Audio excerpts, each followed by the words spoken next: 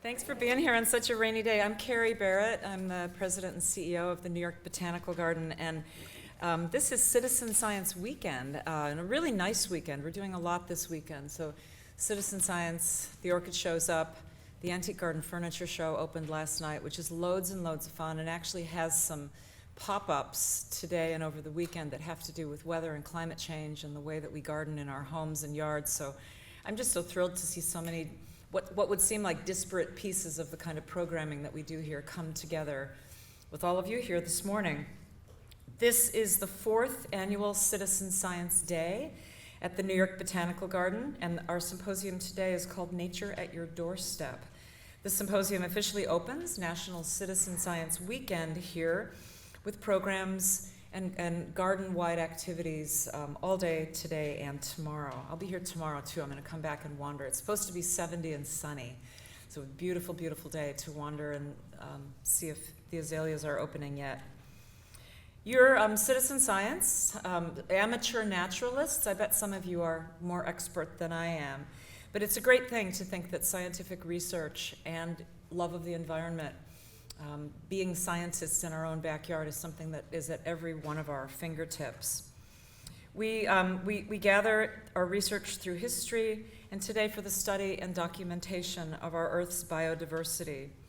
And the creation of the New York Botanical Garden about 128 years ago, and the programs of study that followed, have helped lay the foundation of the field of ecology in America and connect legions of people through public participation, incorporating a unique humanities approach, science-based humanities, or environmental humanities, we're learning to say, increased public engagement that has fostered the creation of communities of people like you who work together to address broader environmental science and humanities concerns. In some ways, we say through apps, through all of you, through what we do, that if it was just a handful of expert PhD scientists doing this work, it would be important, but it would be a drop in the bucket. To really move the needle on the kinds of things that concern our world takes a broader community, takes our kids who come to day camp, our high schoolers who learn about science, and then all of you who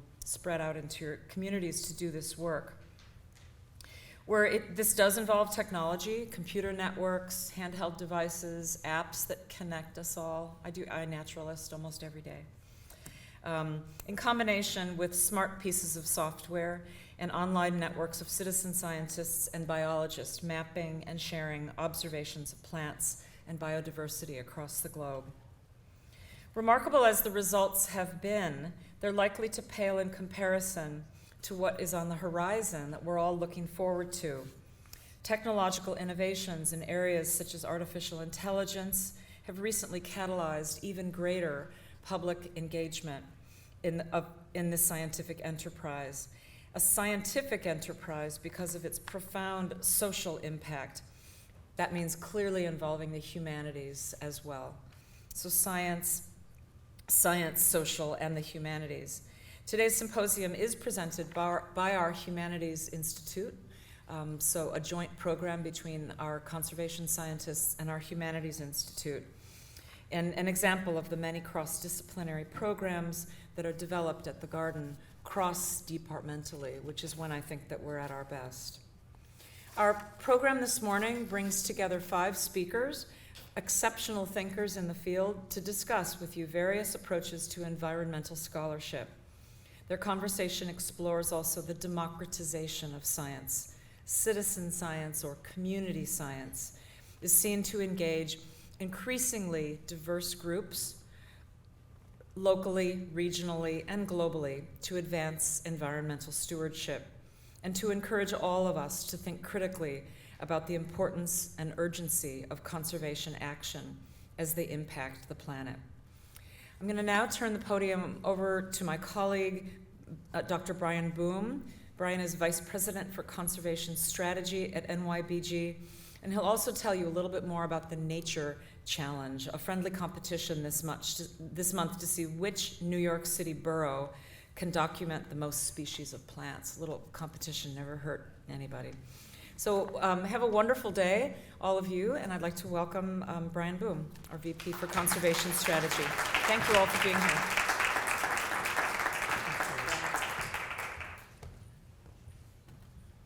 Thanks very much, Carrie, for those welcoming words. I'd like to add my own welcome to you all, and thank you for coming. I'd like to give a special shout out to the citizen scientists who participate in the many projects we have, research projects we have at the New York Botanical Garden. We couldn't do this work without you, so really thank you, and I hope to see many of you tomorrow at our day-long celebration of citizen science at the 4th Annual National Citizen Science Day. For me, there's nothing really that better encapsulates the current energy and sort of excitement about doing citizen science than a conference I was fortunate enough to be able to attend in Raleigh, North Carolina last month.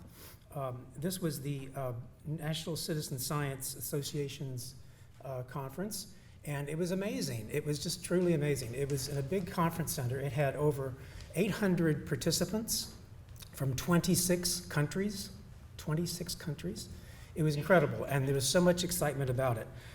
The big theme, sort of the subtitle of the conference, is Growing Our Family Tree, right? So it's all about increasing diversity within the ranks of citizen science.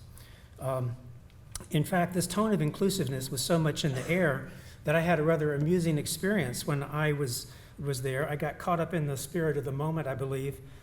So a quick story. I was coming back from lunch one of the afternoons, and I saw a van pull up, and out of it piled Superman, Spider-Man, Wonder Woman, Catwoman. I said, whoa. So I'm thinking, okay, inclusiveness. This is probably a local acting group that conference organizers hired to show even fictional superheroes can do citizen science. So I thought it's a little weird, but I'm game, so I was going to look through the program to see where the show was going to be. And someone came up to me and said,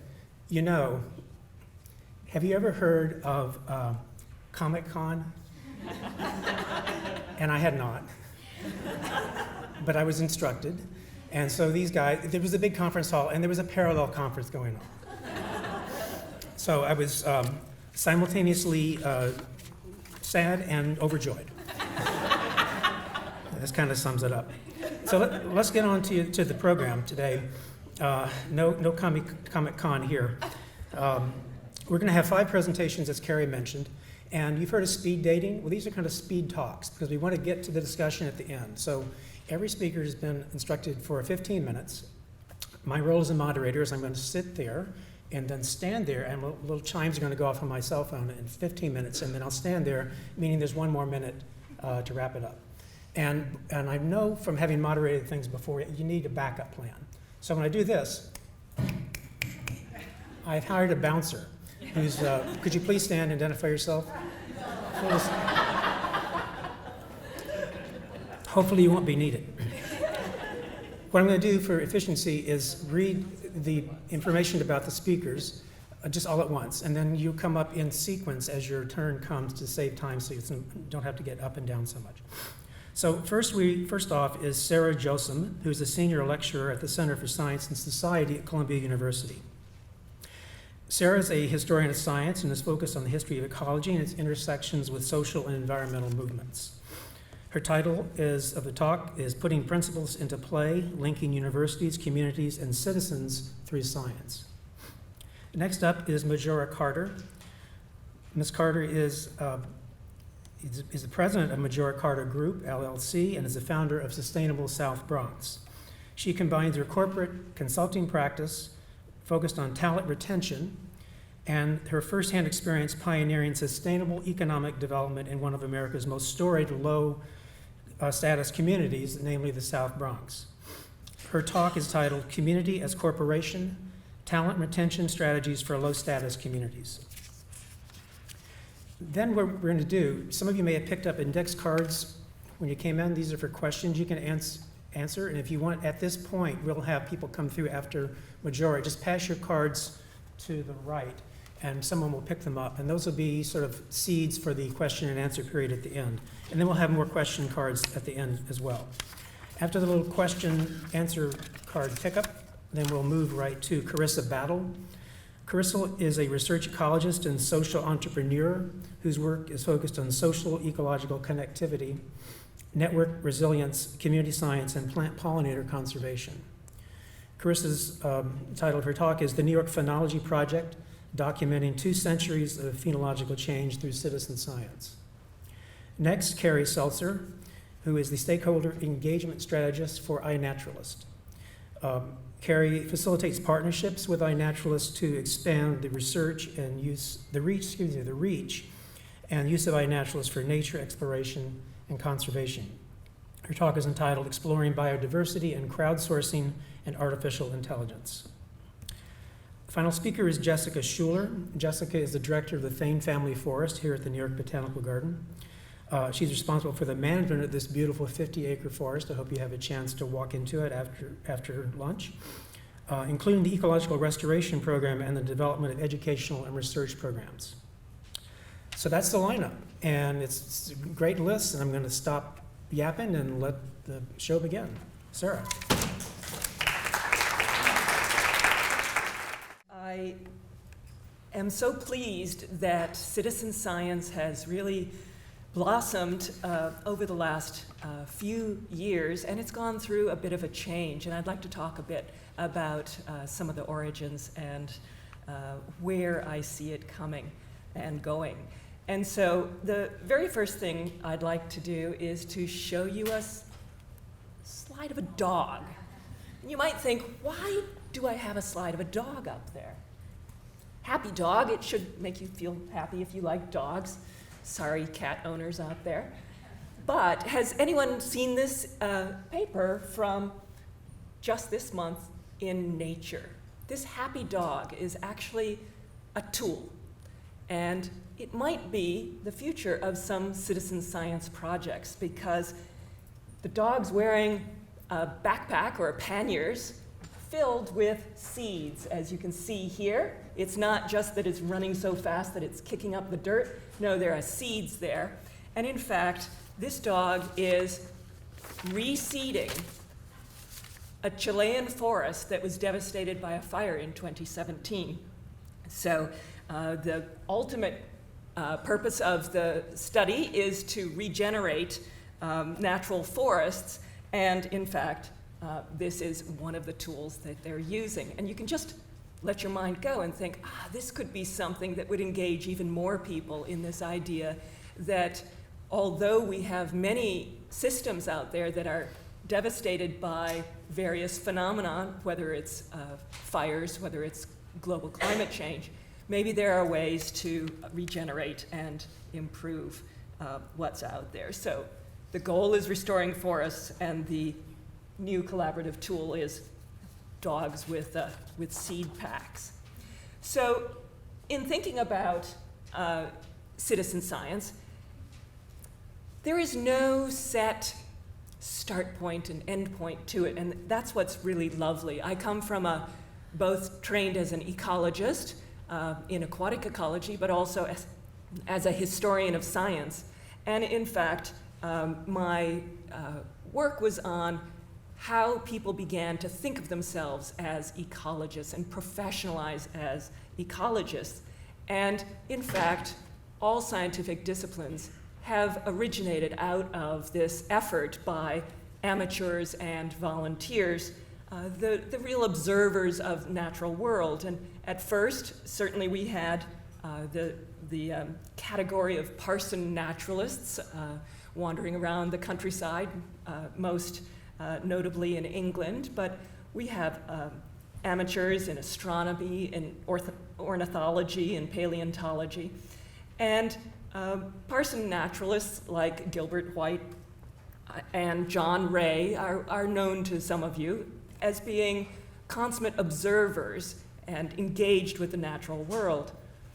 And a bit later, there was an expansion to poet naturalists.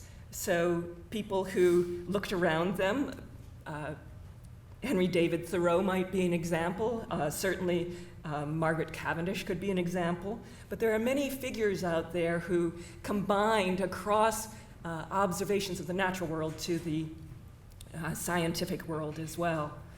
And then a rise in scientific and civic engagement with science. And so many of you are familiar with the National Audubon Society annual Christmas Day bird count, or perhaps some of you have participated in something like Earthwatch, where you could sign up on your leisure time and help a scientist out with their research. So we certainly have a lot of foundations, historical foundations for citizen science, but it has really expanded and changed. So modern citizen science really expresses both changes in tools, but also in how people engage with those tools. And so I thought that a caveat or a warning from Aldo Leopold, a consummate conservation wildlife biologist, was useful to keep in mind, because it speaks to some of the changes in perception. As he said in 1943, no cell phones then, "There is value in any experience which reminds us of our dependency on the soil, plant, animal, man, food chain. Civilization has so cluttered this elemental man-earth relation with gadgets and middlemen that awareness of it is growing dim." So that was, in fact, a response that many people have felt about the modern tools that people are beginning to deploy in citizen science. Keep in mind that some of those tools come from sort of surprising origins, and some of you might know this, but one of the originators, the originator of the game Pokemon, which is a multi-billion-dollar franchise, he in fact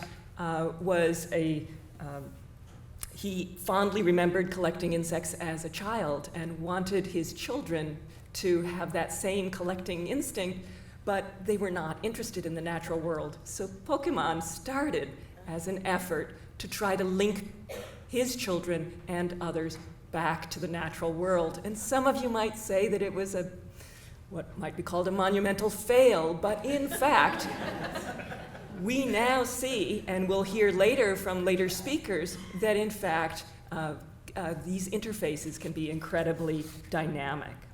So new things in citizen science really are a change from using volunteers as free labor and actually bringing them into true participation and often leadership roles. So the new citizen science doesn't hide the incorporation of multiple people. It heroicizes it. It really brings it to the fore, and that's essential for this democratization that's happening.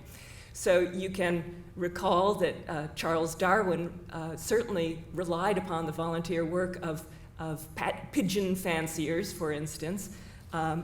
Stephen Forbes, another famous ecologist, worked very closely with local fisher folk about what was going on in lake ecosystems.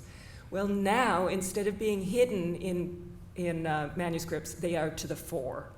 So there is volunteers obviously enlisted, but the scope of the data, novel networks, sophisticated equipment and techniques, and very importantly, measuring participant outcomes. So it's not just the goal of science, but it's the goal of enriching and informing the participants themselves, measuring what skills they may have achieved, motivation, interest. And it's a little bit more formalized in some ways. So here is an example of a website, Citizen Science Association from the Cornell University, and you can see that they are updating their website, but you can see that there are great ways of accessing different kinds of projects through an easy search. And these kinds of portals are available. The Australians have a very good one. There are all sorts of really interesting networks that are enabled by that technology behind the scenes. And so here is a science starter. Other people will doubtless bring it up as a remarkable way to get into the variety of projects, science that we can do together. Well, this is one example of that. Here are people gathered around a campfire in the Grand Canyon, and here is a data set that shows the day of the year and the distance from the dam. And it's about a paper here in bioscience trying to look at the impact of water releases on aquatic insects. And the black dots, the dark dots, are of professionally trained scientists. And they could not go out very often. You see the dark spots. All that other haze that you see there, that's citizen science. Those are volunteers across age groups, across interest groups. They raft down the canyon and they take samples. And it's a lovely thing that is actually spans organizations as well. So here is the US Geological Service and taking pictures and inspiring people through this. And they have found that, in fact, people's learning has really benefited from that hands-on approach. So how does that link to Columbia University, where I am a lecturer? Well, there's a Center for Science and Society there that I am leading, co-leading a cluster, a group called Environmental Sciences and Humanities. And what we are interested in, the theme that we're working with, is food, farming, and sustainability. And what is a very typical way of organizing things are workshops and conferences, all very important ways to communicate. But a path forward that we think can help link the scientists with practitioners, with larger communities, is through citizen science. And there are some really great tools. For instance, the Canadians have developed an agroclimate reporter so that farmers can report in how their crops are changing, how their pest loads are changing due to different environmental conditions. And so that kind of data that is collected by many people over a large landscape, but aggregated in a thoughtful and planned way into a larger picture, is something that I think that will really help in what the real goal is, or a primary goal, which is democratizing science, making it available, making it understandable, because it's not something that is off in the distance, that's unachievable, unattainable. In fact, it's just another way of looking at the world. And so citizen science creates communities.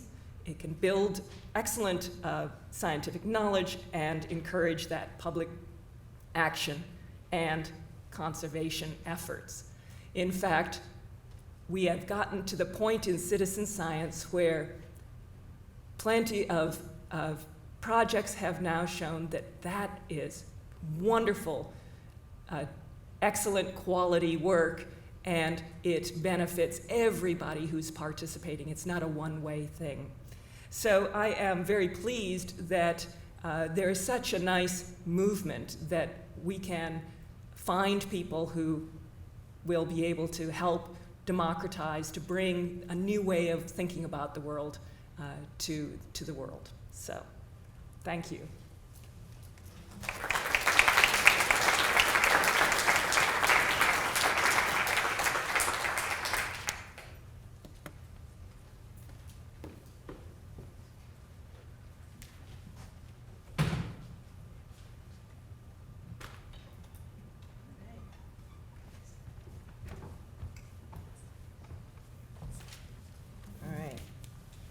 Good morning. Good morning. Great. So I actually have engaged in some published research around as a citizen scientist, but really led me, to believe this, that, hold on. with my glasses, it's kind of pathetic, that the built environment of low-status communities like the South Bronx creates a monoculture that leads to concentrated poverty and every social issue associated with it. I know that's a big statement, but it's true. But by low-status community, I want to be clear what that means is that those are the places where you'll find a lot more environmental burdens, where the schools are generally worse, health outcomes are often worse. You'll find higher rates of people involved in the criminal justice system. They're the type of places where there's just an assumption that there's less hope in those areas. Yes, you will find higher rates of unemployment and poverty as well, but mostly those are the places where inequality is assumed, both inside and outside of those communities. And so those are the places, whether they're inner cities, they can be reservations, they can be all white, poor towns. I was up in Maine where everybody's white, and believe me, people understood that there were low status communities up there as well. But when we think of that, when we understand that monocultures are vulnerable to attack, think about, the fungus that caused the Irish potato famine, and that monocultures always represent vulnerability while biodiversity presents and represents resilience. But in low status, the communities, the built environment actively encourages a significant portion of the population to measure success by how far they get away from those communities, the ones that they were born and raised in. And it's the equivalent of species loss in the habitat of the built environment. And when we look at the South Bronx that I was born and raised in back in the 40s when my parents moved there, it was mostly white. There was lots of white flight.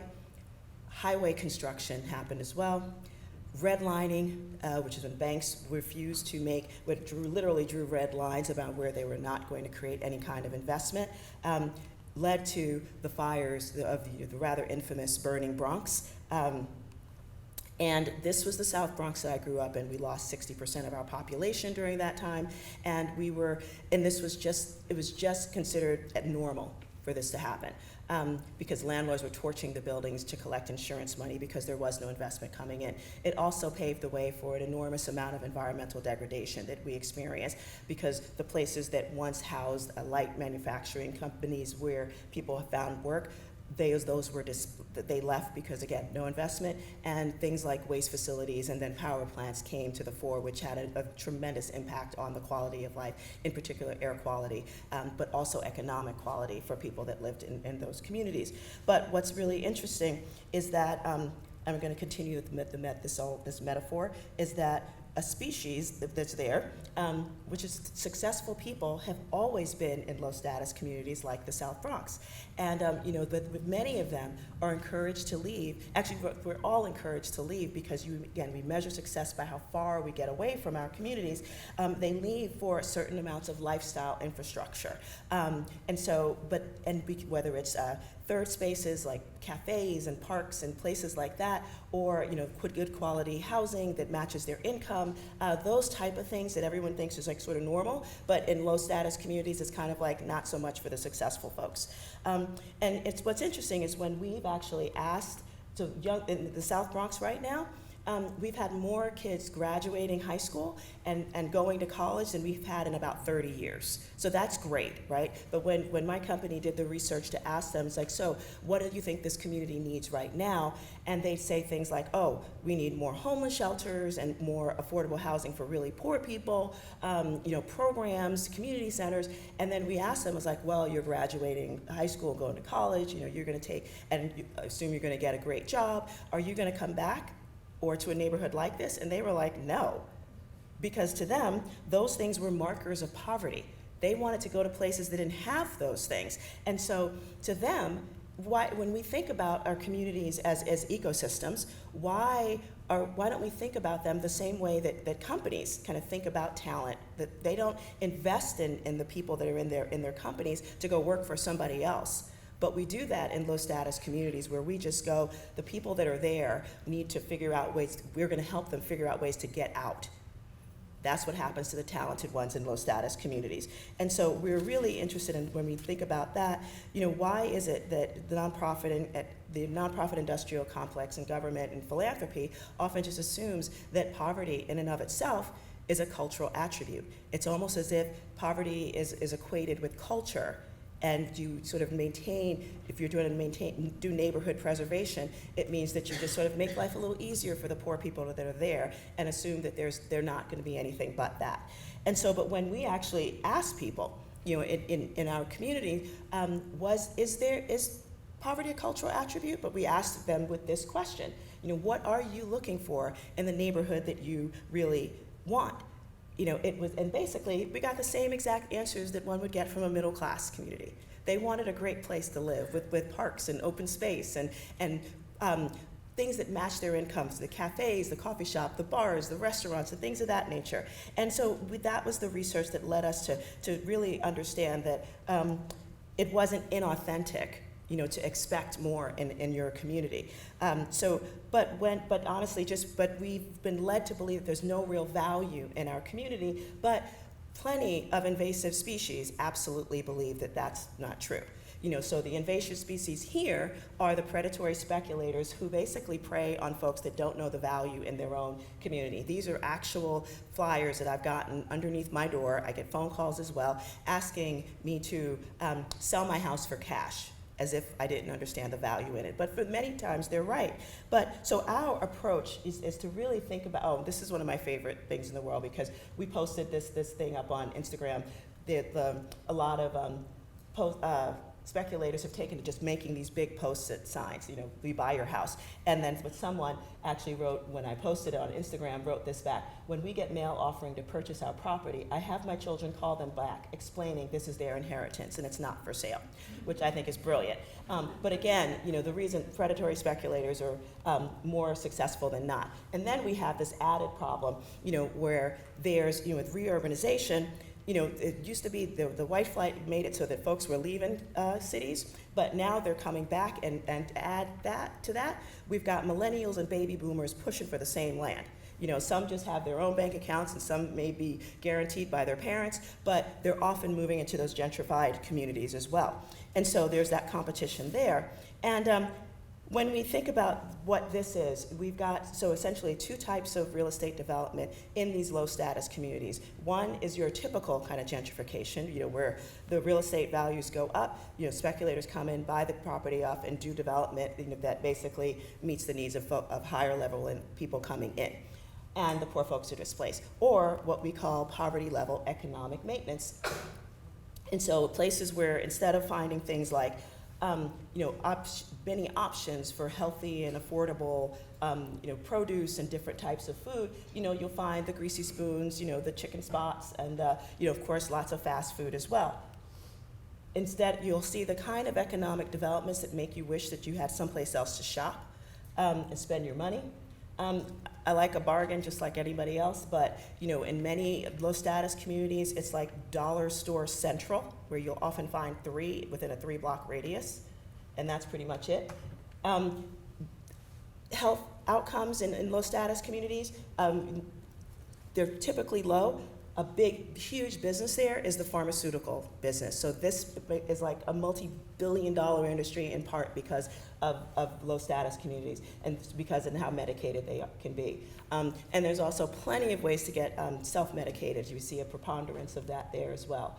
And then if you even want to actually maintain and improve your economic status through banking and investing and things like that nature, you won't find places to do that in most low status communities. But you'll find many ways to get your money taken from you, through these type of things, pawn shops and check cashing stores and things of that nature. And last but definitely not least, very huge amounts of highly subsidized very low income housing for the lowest income bands that are out there. And so before anybody starts to talk about how there's Ventura hates poor people, that's absolutely not true. What I hate is the fact that when we add all of these type of built environment projects together, what it does is it concentrates poverty and all the things associated with it, from worse health outcomes to more environmental burdens being cited in those communities, to lower educational attainment, to higher rates of people being involved in the justice system, and just an overall sense that if you were born and raised in these communities, that it is your job to try to get out of it because there's nothing good that can come from it. And how can we have a country where we're basically expecting those things to happen and stay in communities like ours? So our approach to talent retention is specifically all about how do we create new opportunities, specifically for the kind of ecosystem diversity that we know works out through economic diversity itself. And just it's sort of think of it as like what some great friends of ours at Rocking the Boat, down in Hunts Point, the students have been tasked with actually reseeding the Bronx River with oyster beds. And what does that do for the ecology of the river there? It's the same type of thing. Like, how are we making sure that we're creating some more diversity within an ecosystem? And so these are the type of things that folks wanted when we asked folks, and we did hundreds and hundreds of surveys to ask about this, what kind of things that they want to see in their environment. They wanted a beautiful and high quality built environment and didn't want to have to leave the neighborhood to experience it. Jobs and business creation, economic stability is something that people wanted to see happening more there. Brain drain, people like to think that it only happens in the developing world and that people are dying to come over here for that. It happens right within our own shores as well. And people try to escape from low status communities all the time, and they go back and don't return. And then year-round social gathering, people wanted to be connected because a community, it's not just a place, it's also an activity, but you need places to do that. And you don't just want to do it inside of a community center or the inside of a health clinic either. So this was one of the first projects that we engaged upon. Moving back to the neighborhood after college, and I was again part of that bright flight that left, hoping never to return. I had to move back home back when I was going to graduate school, and went back to my neighborhood as it felt like a defeat, but ultimately it was right around the time when the city was planning on building another huge waste facility on our waterfront, and one of the responses, in addition to actually pushing for a more sustainable solid waste management plan, was also to actually really reimagine how our land was used. And so this project itself, we got a little bit of funding from the U.S. Forest Service through the New York City Parks Department to work on the Bronx River, to do restoration on the Bronx River. And that little seed grant actually allowed us to engage in many volunteer efforts to sort of think about, first of all, to clean the place up because you couldn't get to the river because it had been used as a dump for so long, but also we did all sorts of projects that really got people thinking that there's a river in our community. But what was interesting was that we had to make sure people knew that it was there. So we did all sorts of projects. There definitely were science projects where we actually tested the water and to see what kind of species live there. But we also just hosted parties, and there was boat building programs that were down there as well. And this is one of my favorite pictures of all time because simply I'm just posing in it because it, as you can tell, it took me 7 years to get there, and I'm like, yes, I'm going to pose for my close-up to announce a $3 million fund that was going to go specifically to take the Bronx River, the Hunts Point Riverside Park on the Bronx River from a dump to this, and then to this, which is it exists right now. And so the Hunts Point Riverside Park was one of those things that actually helped people in our community see the value of wow, this is a great kind of thing. It's right in our neighborhood. But again, it provided that kind of lifestyle, this kind of feeling that, whoa, we deserve this kind of thing too. And yeah, I got married there back in 2006 too. Yeah, it was kind of nice. And so another thing we were thinking about, again, if community is an activity, people need a place to do it, right? So that kind of idea of a third space. So we built a little cafe that we went into it because we knew that we needed a gathering spot. There hasn't been a coffee shop in our neighborhood since I was in high school in the 1980s. So this was one of the places we partnered with a coffee shop downtown, and then we were able to expand on it our own. It's now called the Boogie Down Grind Cafe. I encourage you all to visit us in Hunts Point, and it really is amazing. We do art exhibits. It's a truly incredible little jewel. And but the idea around this, sorry about that, was that what we honestly thought we were doing was, we just sort of because when you think about coffee shops, many people think, oh, it's just a bunch of skinny hipsters with big beards and skinny jeans. And we were just actually, we're reclaiming literally the blackest beverage on the planet. Thank you very much. And and we really were thinking about it in terms of how does this apply to our community, but there were some who absolutely thought that it was just another way of us selling out our community. And what's interesting, and this about 2 years later, we were even protested because, there were, some folks that, on the anti-displacement front who just saw a coffee shop and didn't understand that this was actually locally owned, et cetera, but they really felt that it was a problem just to have this there. And I show you these things because, quite frankly, whenever you disrupt a system, good or bad, there will be some resistance, but the proof is in the pudding. What happens after that? And what happened after that was literally the day after we were protested by about 10 people, we had the best day ever at our coffee shop, and it's only gotten better since then because the local community got it again. So, and we also gave an opportunity for people in our own community to own a piece of it as well. So this is a really interesting thing because this was an old juvenile detention facility that was closed back in 2011, and that I actually put the idea out to the Bloomberg administration to consider this site as a way to do real estate development differently in our country, in New York City. And really thinking about how do you create economic diversity using real estate diversity. So instead of poverty level economic maintenance or straight gentrification, but something in the middle that actually supports the people that are in this community to want to stay in it. So the type of uses that we were thinking about was, of course, mixed income housing, not just only, housing for the poorest of the poor people, because we know concentrating poverty is a problem. It doesn't work for anybody. And then looking to understand what were the opportunities for manufacturing and education, specifically around what were the jobs of the future. So in some cases, it was jobs in technology, food manufacturing, and apparel as well. Public space is the great democratizer. You don't need money to participate in it, but when it's well designed, I think it absolutely brings out the best in people, and there's plenty of research around that too. Commercial and retail, the economic health of a community is often determined by how many times $1 can circulate throughout that economy. In poor neighborhoods, it's well known, it goes in once and it goes out someplace else, and that in and of itself is a problem. So, but it's also really interesting because even though we were focusing on the South Bronx, the kind of configuration for where that property was located is actually sort of symbolic of many post-industrial American cities, where the orange part here is actually the residential area, and the blue part is the area that is more industrial. And then there's always like this weird spot in the middle, we call it the hinge. But in the hinge here, so we had the residential on one part, including the jail.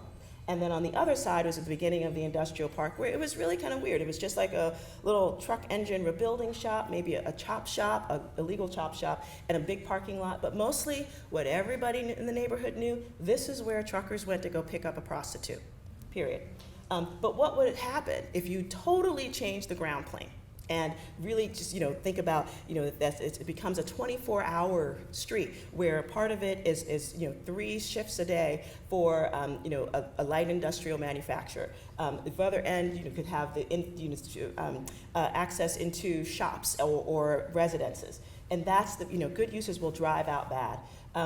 We weren't doing this because we wanted to just have one cool project. We literally wanted to change the way the entire thing works. Gotcha. And raise the bar for what passed for economics. So don't come and get me yet.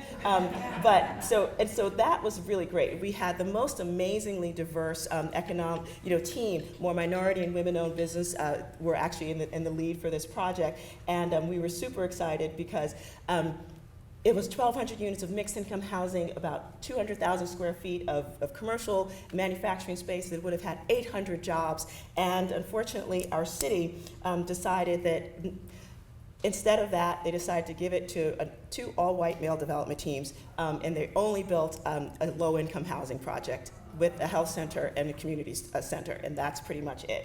But so like anything, so instead of encouraging biodiversity in the built environment, the city maintained inertia and status quo, even though we know that it's a mistake. But again, everything we know about biodiversity, and literally everything we know about biodiversity applies to economic ecosystems, and that given the built environment, and that within the built environment, nature isn't at your doorstep, it really is your doorstep.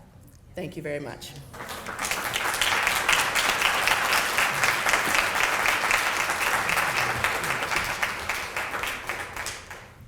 Okay, now we come to the point, if you could, thanks so much for these first two talks.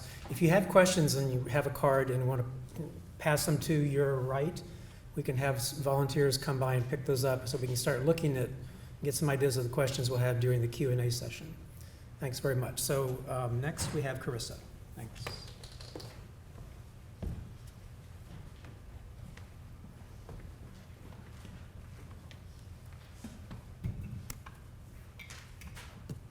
Hello, everyone. It is joyful and fitting to be here at the New York Botanical Garden on the eve of National Citizen Science Day.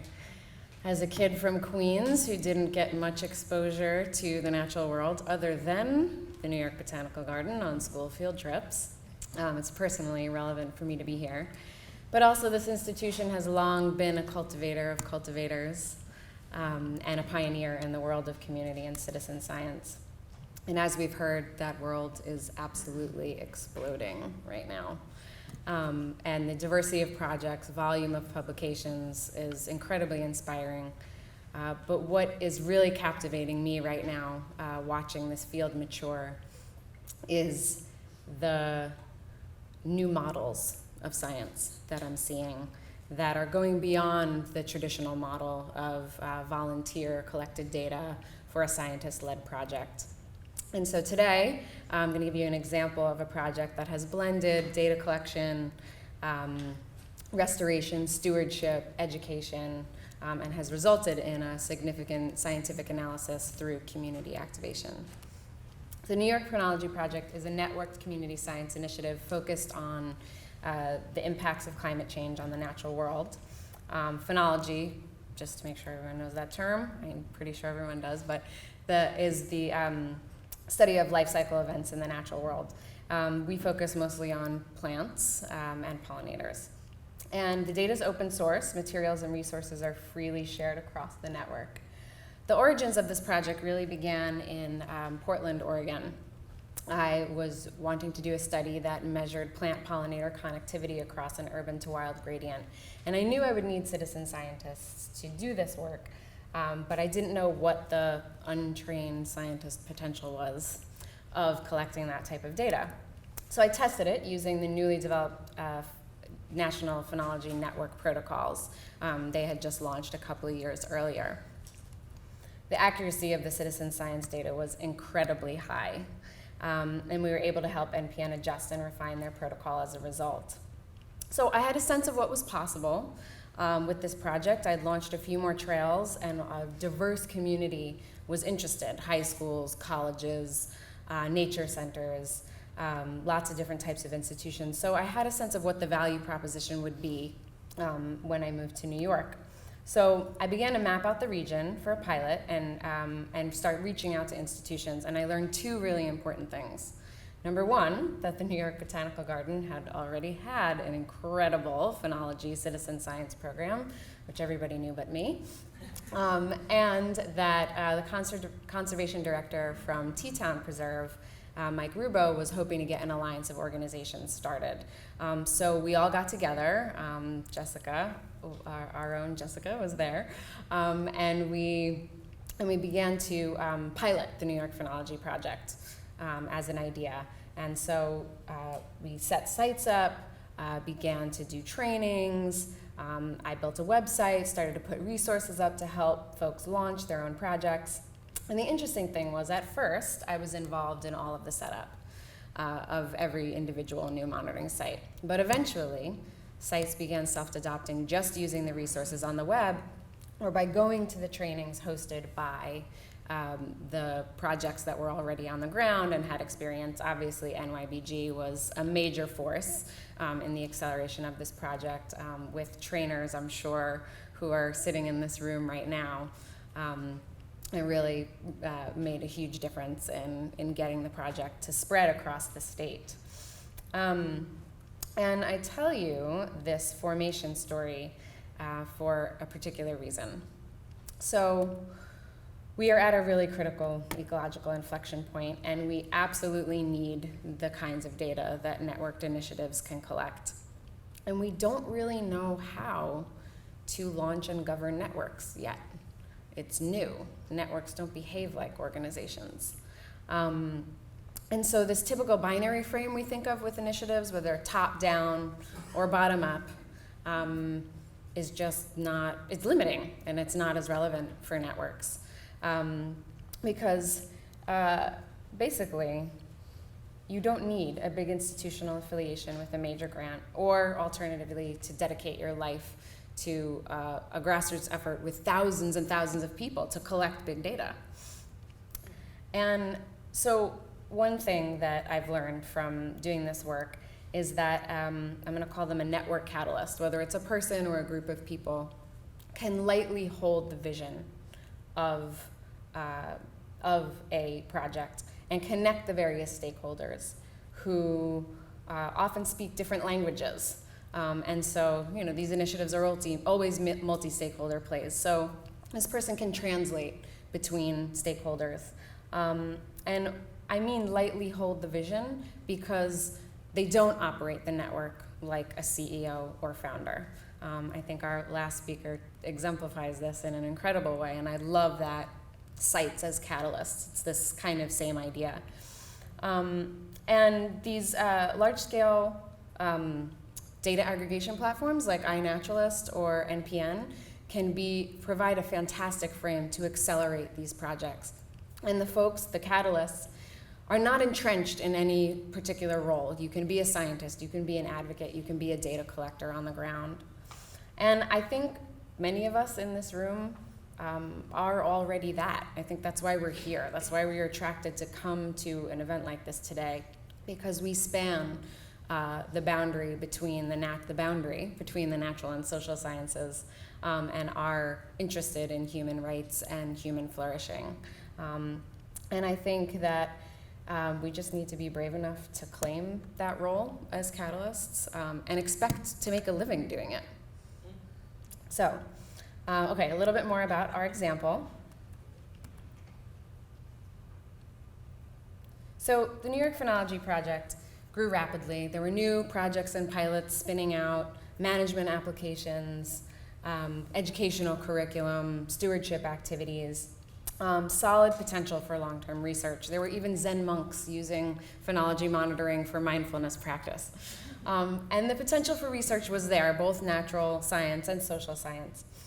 And so it was on my mind to maybe look into one of the site-specific historic data sets that have a precedent in doing these type of phenology comparisons, or herbarium research, or ground sensing, remote sensing type of data. But those types of data sets, they're not as good as multi-site, ground-validated studies to answer phenology and ecological questions.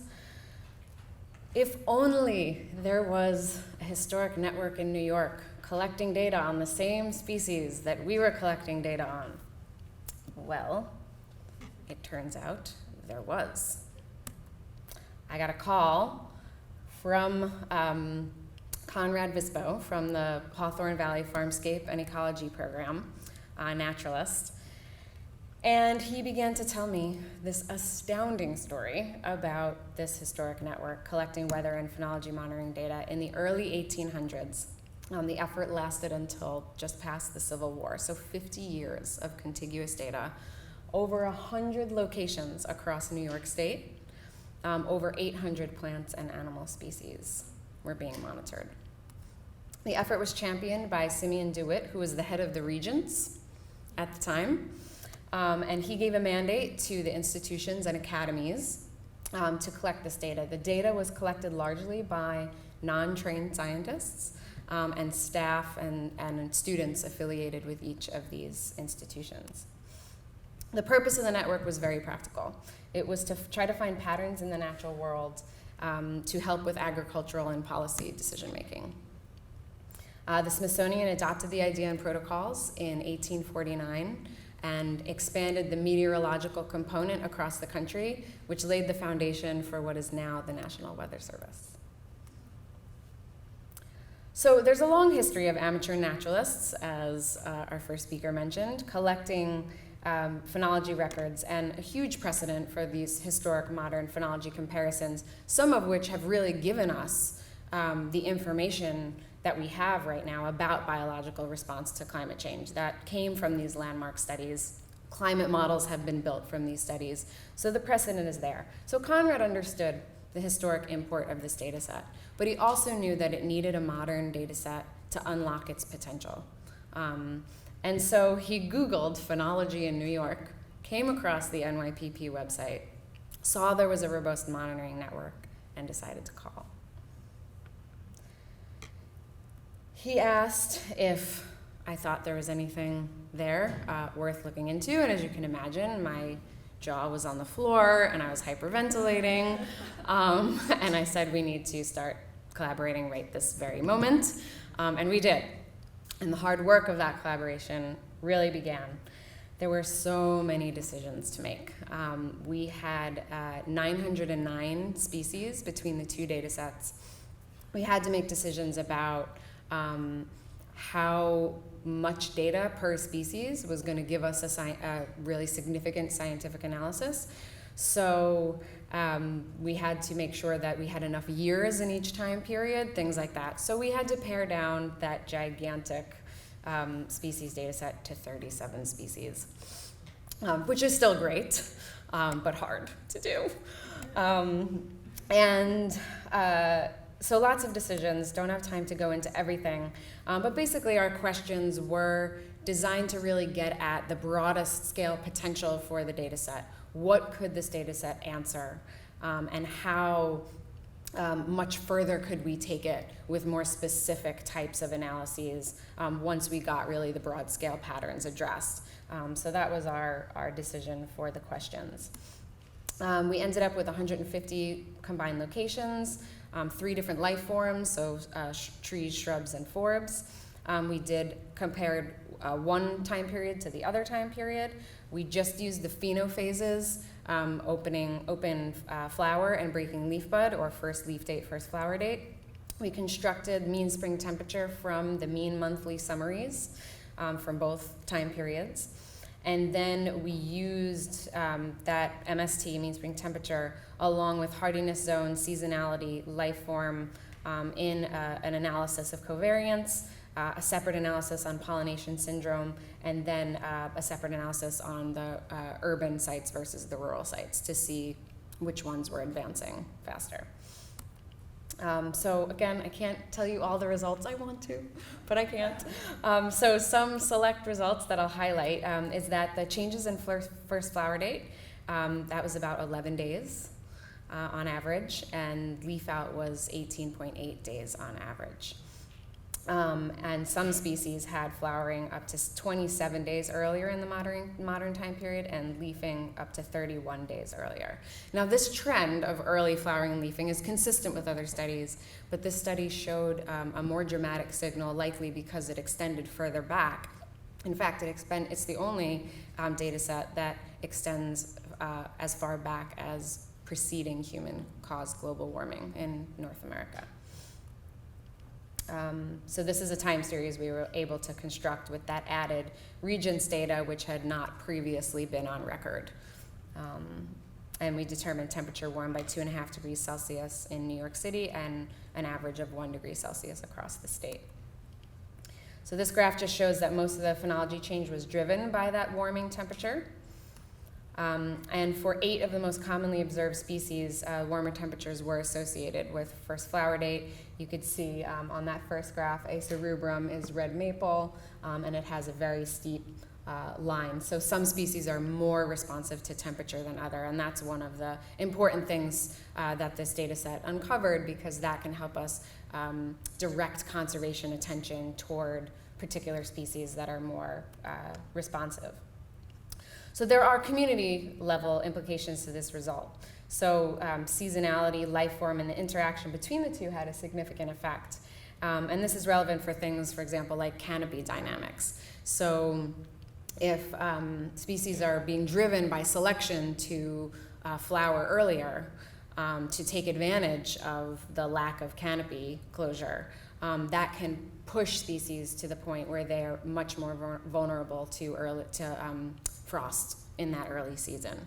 And obviously it can then disrupt the ecological relationships with species who are dependent on those particular plants that, you know, were supposed to be flowering, let's say, a little bit later in the season.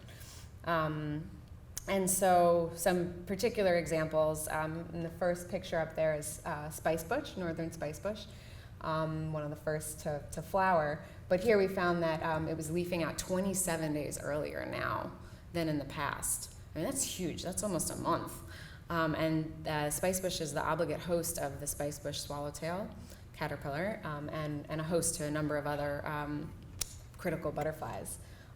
Red maple was 15 days on average earlier in the modern record. Flowering dogwood, 14 days. The tulip tree, 27 days earlier, another important nectar source. Milkweed, of course, important for monarchs, 13 days earlier. And trout lily, 7 days earlier. And so, obviously, yeah, important for phenological mismatch. Also, our pollination syndrome analysis also revealed that insect-pollinated trees were advancing faster than wind-pollinated trees. So again, implications of phenological mismatch there. Plants in urban areas appear to be shifting much faster than rural areas. We expect that because of the urban heat island effect, but the implications of this are that much earlier flowering can create islands, that urban islands basically that are disconnected phenologically from rural areas. Now this could theoretically facilitate rapid evolution and climate change adaptation in some of those populations, but of course there is also a risk of reproductive isolation, which has its own issues with, you know, creating speciation, and then there's not connectivity across landscapes. So obviously there are limitations to this study, as there are to other studies. The data and protocols weren't exact matches, but we did find that it was a really robust data set and are extremely excited to take it to that next level of further, more specific analyses that we can get at questions about animal interactions, much more climate analysis. We've recently digitized the entire region's weather data now, so we can really do some pretty exciting climate modeling, and obviously more research specifically on phenological responsiveness using those indicator species that emerged from the data set. So as I worked with this data set, as we, the Hawthorne Valley, and my organization worked with this data set, we were constantly reminded of what it takes for networks to thrive. We thought about the hundreds of people all those years ago out there in the dawn collecting this weather data, not having a heated house to easily go back into, writing the timing of passenger pigeon migration on parchment paper and communicating with each other through horse and buggy. And we just constantly felt such deep admiration and respect because those efforts are benefiting us today, just as all of us, community scientists, are working to benefit the future stewards of this land. So this story exemplified that long-term monitoring is much more than an initiative. It's really a contribution to the whole. Networks are and will continue to proliferate, and the more we learn about how to effectively govern them and launch them in a sustainable way, will just lead to more and more data collection, more and more community activation, more and more democratization.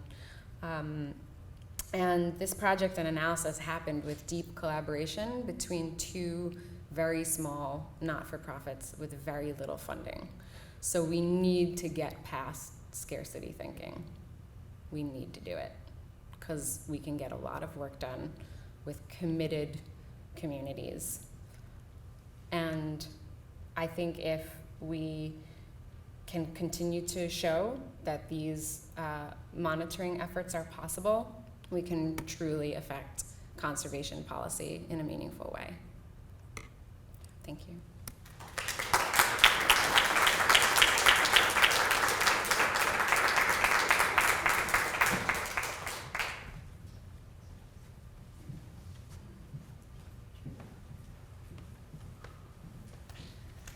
All right. These past talks have done such an awesome job of setting up what I'm going to talk about with iNaturalist. So my name is Carrie Seltzer. My background is as an ecologist. I studied plant-animal interactions. And I'm going to talk about what we're doing with iNaturalist and how folks are using iNaturalist to explore biodiversity around the world, and what we've been able to do with technology even since iNaturalist started, which was 11 years ago now, and talk about some of the things that have come out of that. So I'm curious, I always like to ask the audience, how many of you have an iNaturalist account? Hands? Awesome. Okay, now I'm going to ask the reverse. Who doesn't have an iNaturalist account? That's totally fine. Hands. Okay, cool. Great. So we've got a great mix of people in the audience today. So I want to start by acknowledging first and foremost the iNaturalist community, which includes many of you, because iNaturalist would not exist in the way that it does. It wouldn't work in the way that it does without the community. I'd also like to acknowledge my colleagues, most of whom are in California, and the Visipedia group that we've collaborated with to make some of the awesome advancements in computer vision, image recognition, artificial intelligence. We usually call it computer vision, but I'll talk a little bit more about that. So at its core, we see iNaturalist as a kind of social network for people who want to explore biodiversity, mostly wild biodiversity, share about it, and interact with other people who can learn from you, or you can teach them as well. So the core activity of iNaturalist is making an observation and then crowdsourcing the species identifications associated with those observations. So the elements of an observation include who you are. You can't be totally anonymous on iNaturalist. Whoops. Where you saw it, when you saw it, some evidence of what you saw, ideally. Mostly that comes in the form of photos, but can be sound as well. And then this what you saw piece is where the community comes in. In many cases, you may know. All of you, I think, have quite a bit of knowledge, probably about plants. And so you may know what you're looking at, but usually, at some point or another, we come across things that we don't know, and that's where the community can really chime in. So one of the powerful things about iNaturalist and how it crowdsources species identifications is that they're all attached to the tree of life. For better or worse, we have one single global taxonomy. That means that it doesn't make everyone happy, but it's what allows us to do what we do. So even if you don't know exactly what kind of mammal you saw in this case, if you can say it's a mammal, that helps other mammal experts find it, and we can work together to add hopefully progressively finer identifications and attach that observation to the appropriate place on the tree of life. I think one of the really powerful things about iNaturalist, a little bit audacious, but turns out to be really powerful, is its global all taxa scope. And where there's a very cool intersection here is if you think about where you can get as an individual, most observers, most of the observations that any given individual contributes come from a fairly limited geographic area. But expertise, especially in some taxonomic groups, can be global or doesn't have that same geographic restriction. So in this case, we're highlighting the intersection between observations based in Australia and a taxonomic expertise of fish, which may not be limited only to Australia. Of course, there's also local expertise, which is also incredibly valuable, but it's cool that both of those approaches have a place in iNaturalist. And I think someone who really is a great example of this is local Susan Hewitt. I'm curious who knows Susan, has interacted with her either in person or on iNaturalist. She may have identified one of your snail observations. So Susan lives in Manhattan, and on the top here, maybe, let's see if I can do this.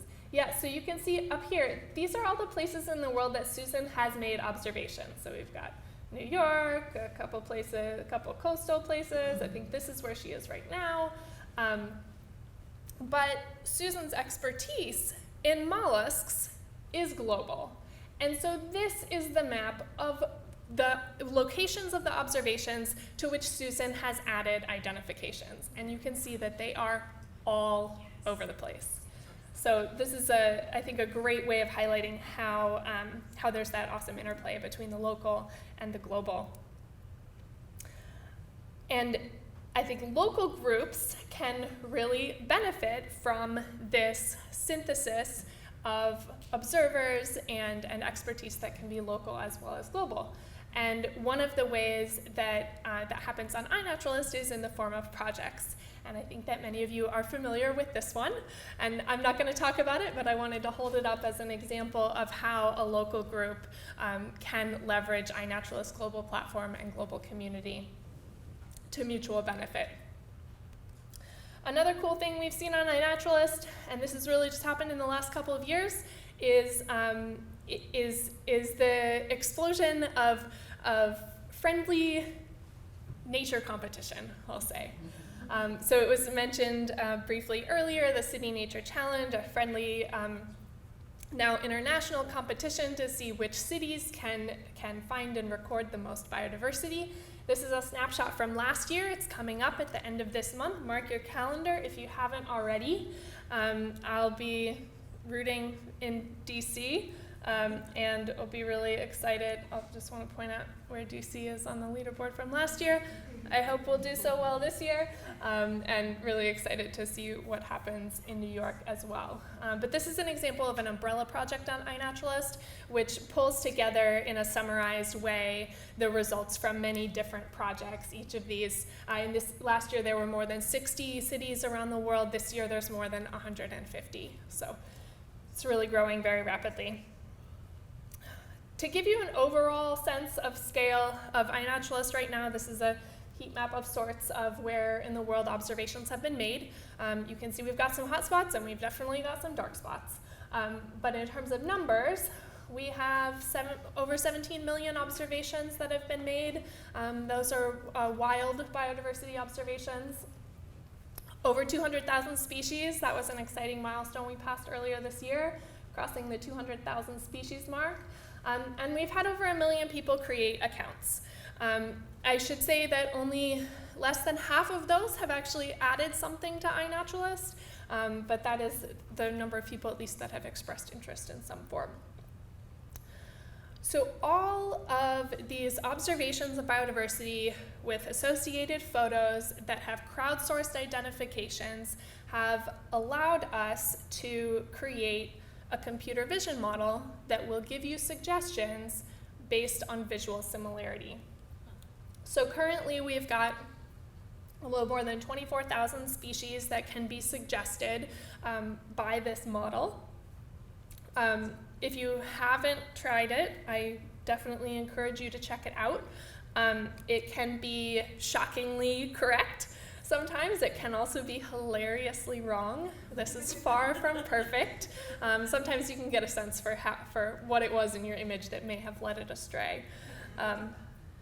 One of the things, I should have put a special slide in here calling it out, but the application of this kind of computer vision model has also allowed us to create something else that is not citizen science, but is a tool for nature exploration, and that is called Seek by iNaturalist. We just released an update to Seek by iNaturalist last week, and what Seek by iNaturalist does is give you badges and shows you species that have been found near you based on iNaturalist observations.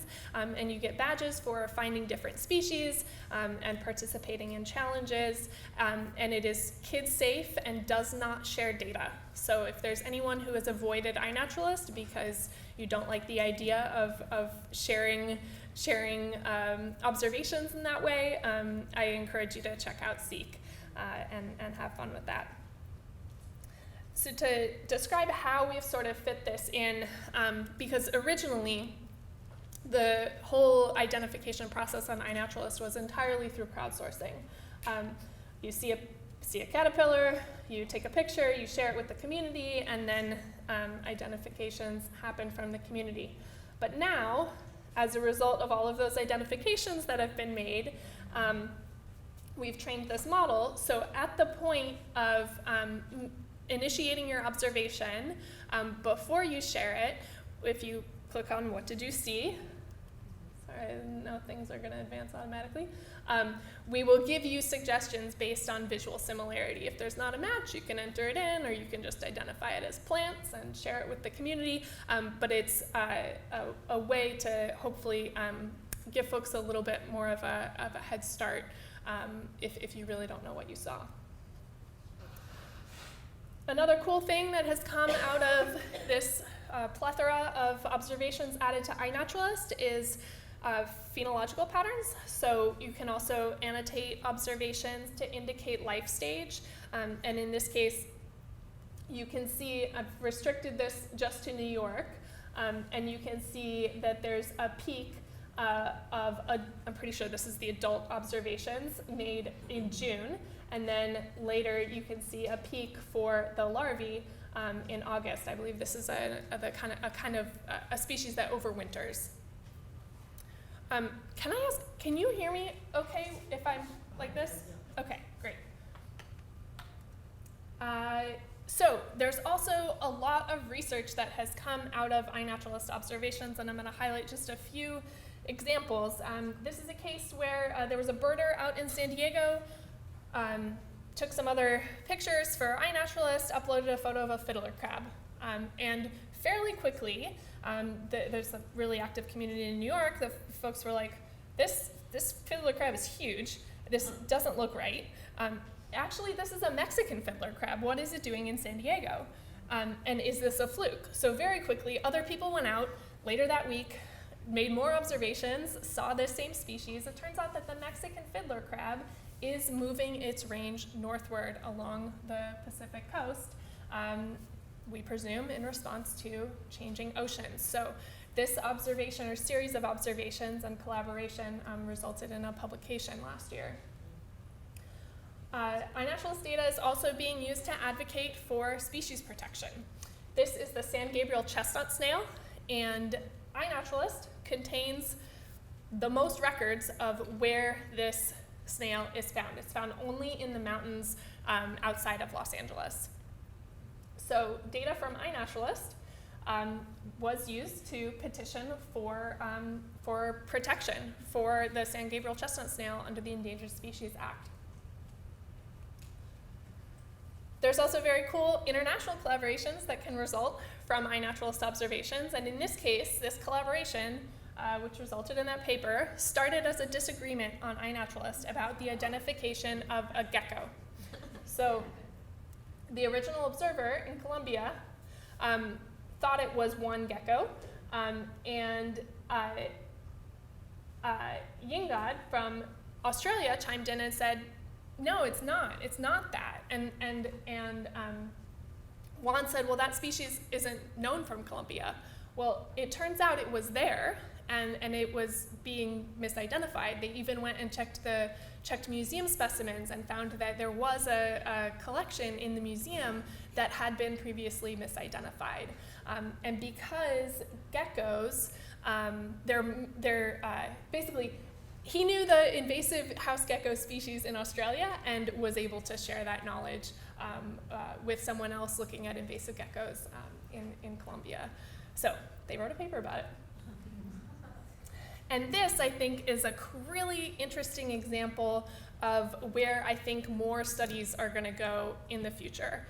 So this project reviewed dragonfly photographs on iNaturalist for an abundant species that had thousands of observations, and they were looking at the wing coloration in, I believe, just the male dragonflies. So iNaturalist had enough photos of this species that they were able to look at it across North America and look at how the patterns of wing coloration were related to temperature and climate more broadly across the United States. So this is the kind of thing that would have been unimaginable because of the amount of photos and the breadth of data collection that would be required for this.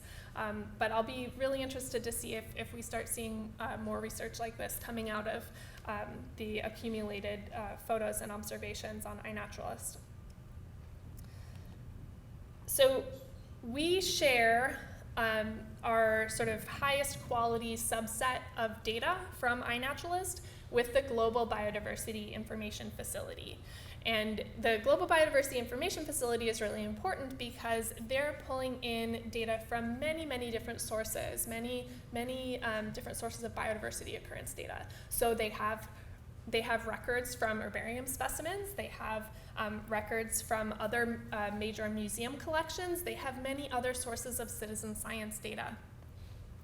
So iNaturalist is one of thousands of sets in GBIF, but it is one of the larger sets and definitely one of the most cited sets.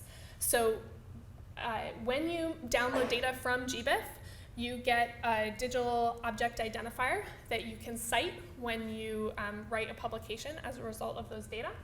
And to date, iNaturalist has been cited, or iNaturalist data have been used in data sets that have been cited in more than 280 publications so far, and this number is rapidly climbing. So by sharing data with GBIF, it extends the reach of the data that's collected through iNaturalist, and the data citation mechanism that GBIF has is actually really valuable for us in terms of understanding the kind of downstream uses of data even outside of iNaturalist. And with that, I look forward to our panel discussion with the other speakers. Thank you.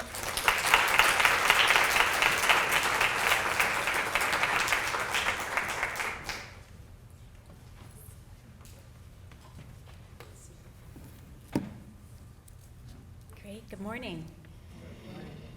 So I am Jessica Schuler, manage the Thane Family Forest here at NYBG.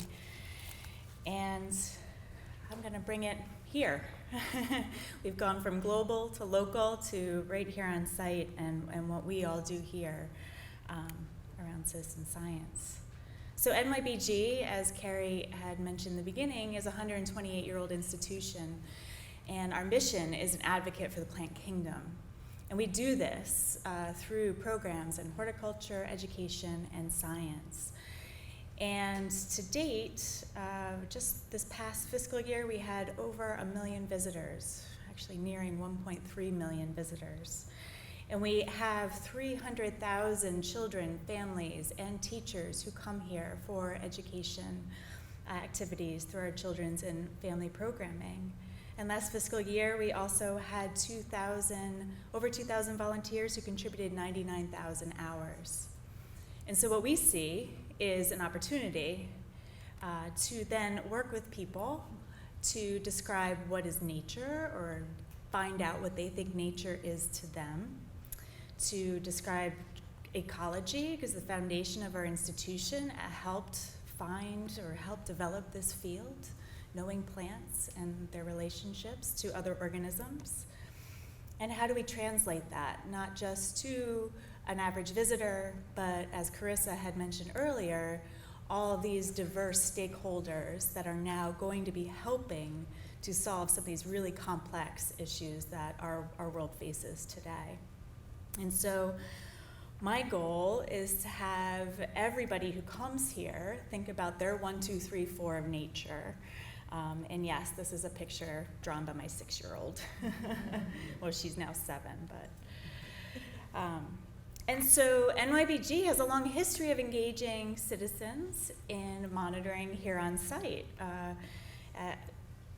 Birding, for sure, since the late 1800s. The Torrey Botanical Society has led field walks, and our site was one of those places where they led their field walks in the very beginning of this institution. Phenology. So on this slide, the start dates of our citizen science projects are in parentheses. So forest phenology actually began in 2002.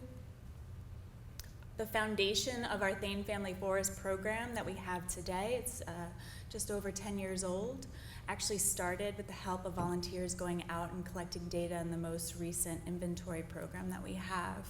And it's those data that led to the formation of this program, because we were able to pitch our program to the institution saying we need to manage this forest and use it as an opportunity. And we also work with stream monitoring and school children and other citizen science, like our urban naturalists.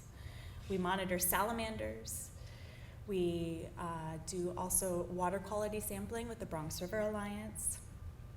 We do camera trap monitoring for wildlife. I'm always asked what's going on the grounds. Even this morning, Vinny, one of our security guards, asked me as I was walking across the courtyard here. And we extended our phenology monitoring from the forest to our living collections not too long ago, and I've continued to monitor our cultivated plants, not just the wild ones on site. And we have done fun things, such as a BioBlitz, led by Macaulay Honors College and Kelly O'Donnell and her team. We also work with our scientists in the herbarium who go on virtual expeditions. And this is a picture of Project Waste, which is water and street trash elimination, which is a project by the Bronx River Alliance where we are actually tallying trash every month along the Bronx River to drive policy change and shift of what is actually coming down our waterways and educating others about this issue. And we also work with our Lower Hudson Partnership for Regional Invasive Species Management to document where new invasive species are throughout our region. And my colleagues in science, Brian Boom and Daniel Atha, have developed this EcoFlora project. And we can go on and on. But my point in showing you this slide is that we're up to a lot, and a lot of it has developed just in the last few years. This is our nectar calendar. So we had a pilot year last year. We're using citizen scientists to document flowering in the garden and documenting who is visiting what flowers. So as Chris was mentioning, trying to get on that question of is there mismatch with our pollinators and our flowering plants. So I'm going to run through a couple of examples of what we've been able to accomplish in the last decade or so. So phenology was our first project, and it was actually started by one of our scientists, Dr. Chuck Peters, in 2002, and he documented or identified trails in our forest, and he used his graduate students and other people who work in his lab and also MIBG staff to just go out and monitor the timing of events throughout the growing season of these specific plants. And in 2007, we were approached by the National Phenology Network to develop these protocols to engage citizen scientists, and asked if we could pilot something here with our existing trail, and we did. And so in 2008, we ran our first pilot, and we now consistently have had at least 35 volunteers every year. This year, we're going to hit 1 million observations for that project. We're over 900,000 right now. And it's really, really, really remarkable, the dedication of these volunteers. And I just want to give a plug that we have a little press, hot off the press, in AARP magazine. Bob Finkelstein, one of our volunteers, brought this in to me today, and he said, "Did you see this? Did you see this?" They said, oh, no, I knew it was happening, but it came out literally today, hot off the press. And here's our Thursday morning tree huggers who've been consistently going every Thursday morning for the last 10 years to document the phenology in the forest. It's pretty incredible.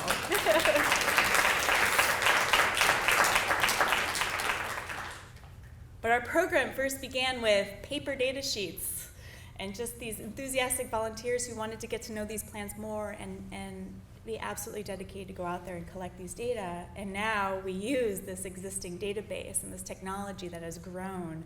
Nature's Notebook is that of the National Phenology Network. And these are the types of maps right now, if you go on the National Phenology Network's website, where you could actually see the progress of spring. And this is what our data does, right? So we are ground truthing their models. The plants that we are documenting every day go into their database, and we can ground truth their models to determine what the onset of spring is, and if it's early or late or even or 90 degrees one day and 40 degrees another. But the reality is we partner with many, many people, and we incorporate this citizen science program into many parts of the core mission of the garden. And one example in particular of us doing that is a little stream restoration project that we actually received funding from the WCS NOAA Fund for the Bronx River back in 2010. And what we were able to do is actually incorporate monitoring with our school children, so getting kids who come to the garden out to monitor leaf packs, so to tally the diversity of insects in those leaf packs. And it's wonderful to get a kid who may not be used to going out in nature and exploring nature and get a leaf sack that's smelly and full of silt and leaves and teasing it out and trying to pick out mayflies or finding a salamander or counting scuds. You know, it's really, really incredible, the engagement we have with these students. And here's an example of, on Wednesdays, the garden is open for, the grounds are open for free, and we get many, many students that day. And this is one Wednesday when we were sampling salamanders, and the students stopped and got to see all these salamanders right in the stream here on site, and it was really, really special. So engaging everybody in nature. And so in partnerships, we are working to try to solve or try to deal with some really complex conservation issues. So those of you who don't know, this is a partnership for regional invasive species map of New York State, covers every inch of New York State. There are 8 of us. We are in the Lower Hudson Prism. And what we do is try to document what invasive species are here, where they are, and what is coming in, early detection, rapid response. And this is a map just quickly showing the U.S. Forest Service and how intense this problem is. Everything in red is showing forest plots in our national forests that are invaded by non-native plant species. And so another opportunity we took in with children's education is harnessing this citizen science project that Lower Hudson Prism developed across the entire region and bringing it to young students who are exploring STEM. So the garden has been involved with the Bronx Institute at Lehman College, part of a U.S. Department of Education program called Gear Up. So it's gaining early awareness and readiness for undergraduate programs. It took me a long time to remember that acronym. But basically students who aren't entirely aware of all of the STEM opportunities that are in front of them, this program engages them in a field-based, non-traditional way before they even start thinking about colleges. So these students are middle school and young high school. And so they've come to us and we teach them ID, plant ID, and we take them out into the field and we document our plants and we run transects and we collect data in the field, and then we put them to work and we weed some of these invasive species. So not only do they see the plants, do they understand them, but then they also are given tangible actions that they can do to make a difference. And this is really cultivating the future environmental stewards and hopefully ecologists. But that is still out. This is a new program, so hopefully we've engaged them.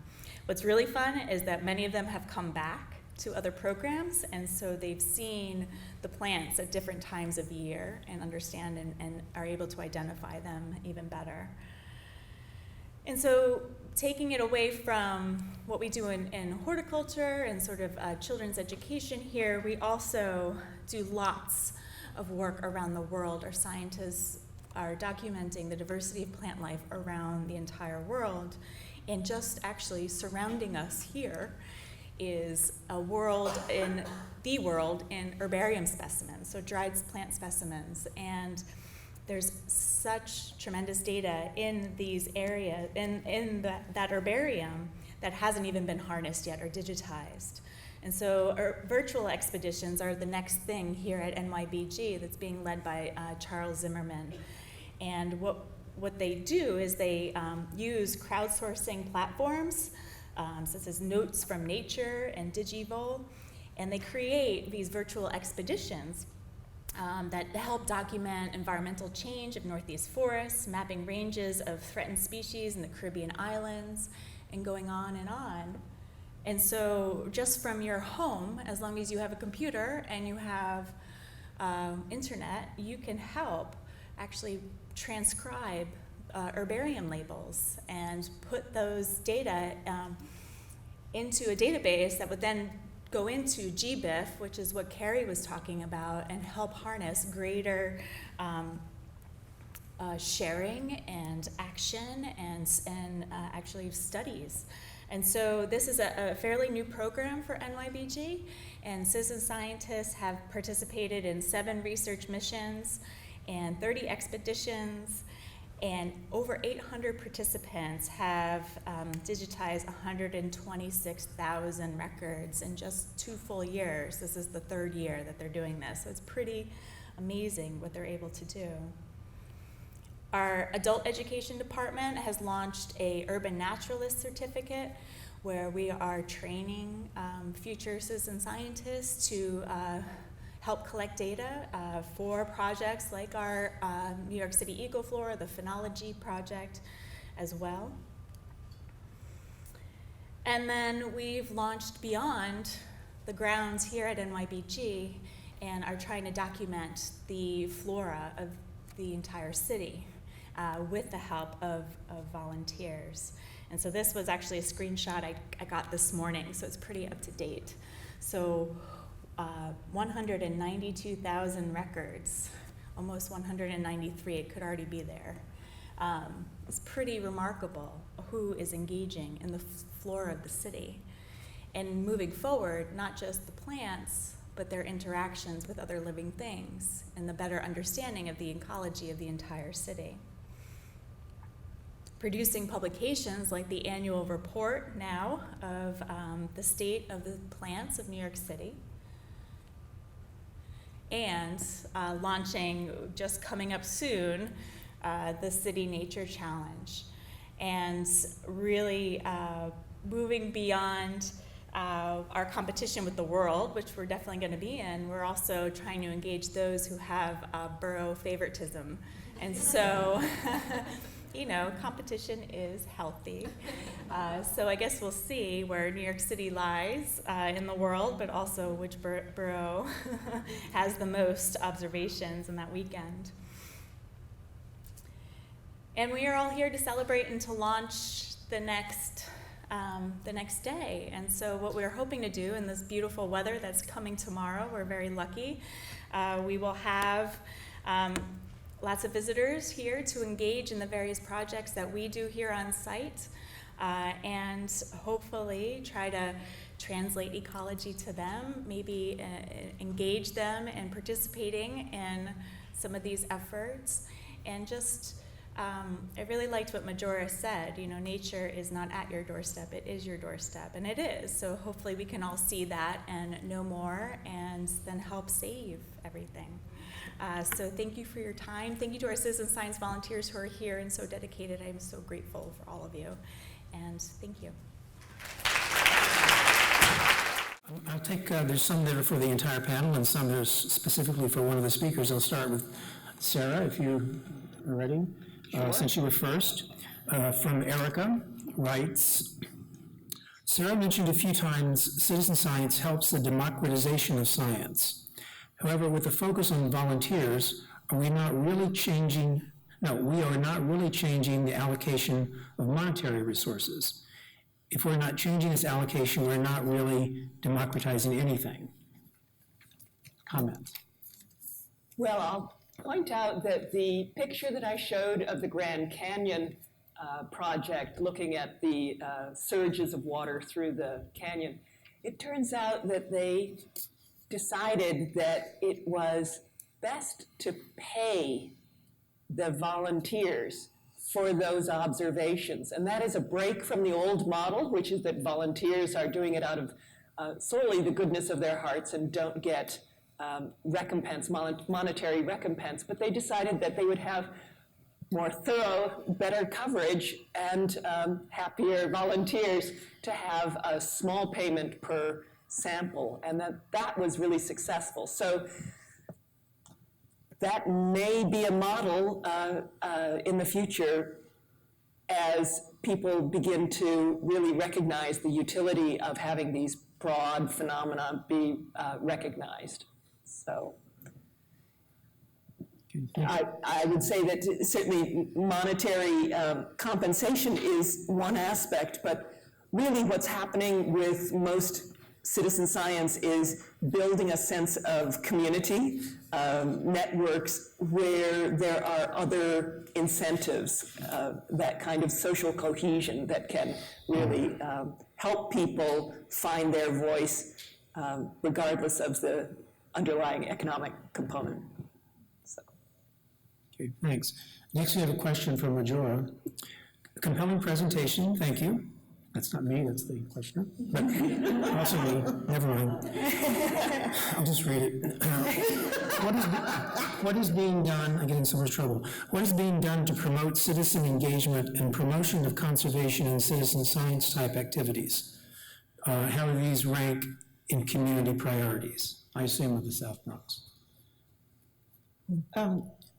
Well, actually, I want to follow up a little bit with you, because as far, I do think that people find common cause, to engage in those type of activities, but specifically when it has an impact on their own quality of life. I mean, because the type of citizen science research that we did, there was a stipend, like no ifs, ands, or buts about it, because even though we knew that ultimately, like the project that we worked on was specifically looking at the impact of PM 2.5 and elemental carbon, pollution, in pollution, on the air quality and on streets within the community. Because ultimately, what we wanted to do was actually change the truck routes. I mean, there was a policy initiative that we wanted to work on, but what we were asking people to do was just stand outside, with the particulate matter, sampler on their back,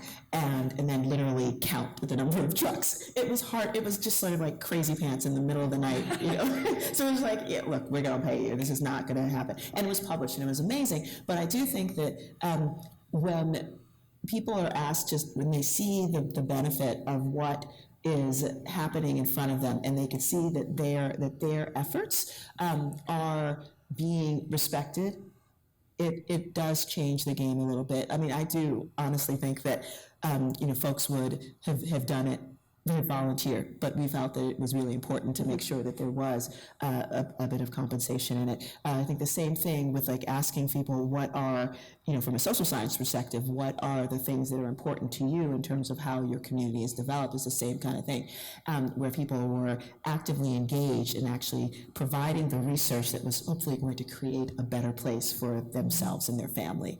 And so I think that it's definitely both, and unfortunately it's not mutually exclusive. Okay, we have a question that is destined for Carrie. Where was iNaturalist developed, and where do you see it going? So iNaturalist was initially created out of a master's student project at UC Berkeley. It was a small team of students initiated by Kenichi Ueda, who is still co-director of iNaturalist. And I should have said this, but it was on my slide. iNaturalist joined the California Academy of Sciences in 2014 and is now a joint initiative of the California Academy of Sciences and the National Geographic Society. That's the sort of very short origin story. And where is it going was the next question. Well, we'd like to be around for a long time and intend to be. As you may have noticed from the heat map, we've certainly got a lot of participation in North America. Part of that is we've got especially strong participation in California, where it started. We also have formal agreements with institutions in Mexico and Canada, so we have very strong partnerships elsewhere in North America as well. A couple other hotspots that you may have noticed were New Zealand and some parts of Europe, so we also have similar formal agreements in New Zealand and Portugal as well. And we've got more of those in progress. I didn't mention, but one of, I guess it's in my bio, one of my roles is working with the international organizations that we have formal relationships with. So I hope that we'll continue to see growth and especially in international adoption. Eventually, at some point, I think we're going to hit saturation in the U.S., and maybe we won't see such rapid growth in terms of the number of new adopters. But we certainly hope that that tools like Seek by iNaturalist and iNaturalist itself will inspire more people to be paying attention to everything that is at our doorstep. I know that it changed the way that I see the world. It changed the way that I walk through cities, and I hope that it will for others around the world. Great, thank you. The next question that's submitted is about phenology, so this would be for Jessica and Carissa to chime in. Question is, are researchers/volunteers using herbarium specimens in phenological studies and rare plants research? Yeah. I mean, there are definitely some really important phenological studies that have used herbarium specimens, and I think, as Jessica said, there are a lot more herbarium specimens out there that just haven't been digitized because it's a pretty monumental effort to get them digitized. And so I think there will continue to be a lot of more herbarium research as the digitization process maybe gets more streamlined. It has some limitations, but we're also seeing some studies that are combining ground-validated herbarium remote sensing, and that coupling of different types of data collection can really help with the sort of larger scale meta-analyses that can address ecological questions. I'm in on that myself, because Carissa was very helpful to a high school intern we had last summer working on red maple. Do you remember this? I do. She was sort of short of data, especially from early time, and you told her about this ancient data set you came across. Yeah, which is open source. We've made it open source so anyone can access it. So that was great. Yeah. She won an award, by the way, in her high school science fair. I'm glad to hear it. Yep. That's great. Okay, so Majora, question, how can we engage our citizens in the Bronx to partake in renovating the Bronx? How can this be established? How may I add to this? Sounds like a great question. That's lovely. I think there are many wonderful people already engaged in helping to prove that we don't have to move out of our communities to live in better ones, right here in the South Bronx. I think I'm one of them. I'm sure obviously many people in this room are as well. And I feel it's the same kind of advice that I give to everybody. I don't care how old or how young you are. Basically, if you have an issue with things that are going on in your community, first of all, talk about it. And it doesn't have to be to huge groups of people, but it does need to be somebody. And the thing that we also need to understand is things that are studied get noticed.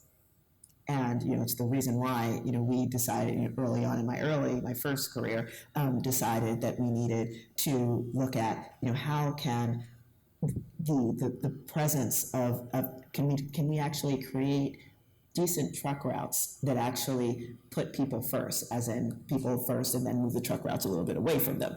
But we knew that on our own, just us talking about it wasn't going to have the impact of having the data behind it straight up. And so we didn't feel as though we could just say it and then have us be believed. We worked with Columbia's School of Public Health, the Mailman School, to make that happen, which was an amazing process. But and the same way with how our community is planned, whether it's the ecological pieces, like the young people that are working on the Bronx River right now, and I'm just so proud of the work that the Bronx River Alliance is doing, because I was one of the original co-founders of it. To see that stuff is still going on is really exciting. From replanting oyster beds to support the biodiversity in the Bronx River, which is always still surprising to me, happily in a good way, to exactly how our communities can and should be planned for the people that live in them, from the built environment and the natural environment. And there are folks doing really incredible things around economic development, social development, and environmental development. And we're all out there, I have to tell you. It's a really beautiful thing. Should have mentioned that question to Majora was submitted by Raul, so thank you for that. Brian, can you take an insert from the crowd, so you can wait till you're done? I just got one more, then we'll hop in. Oh, I got two. Well, we can mix it up a little bit. Is the microphones in place for doing this if we want to? Well, since we got Majora talking, this is kind of a logical follow-on to, although they're separate origin questions. So comment is very informative, interesting.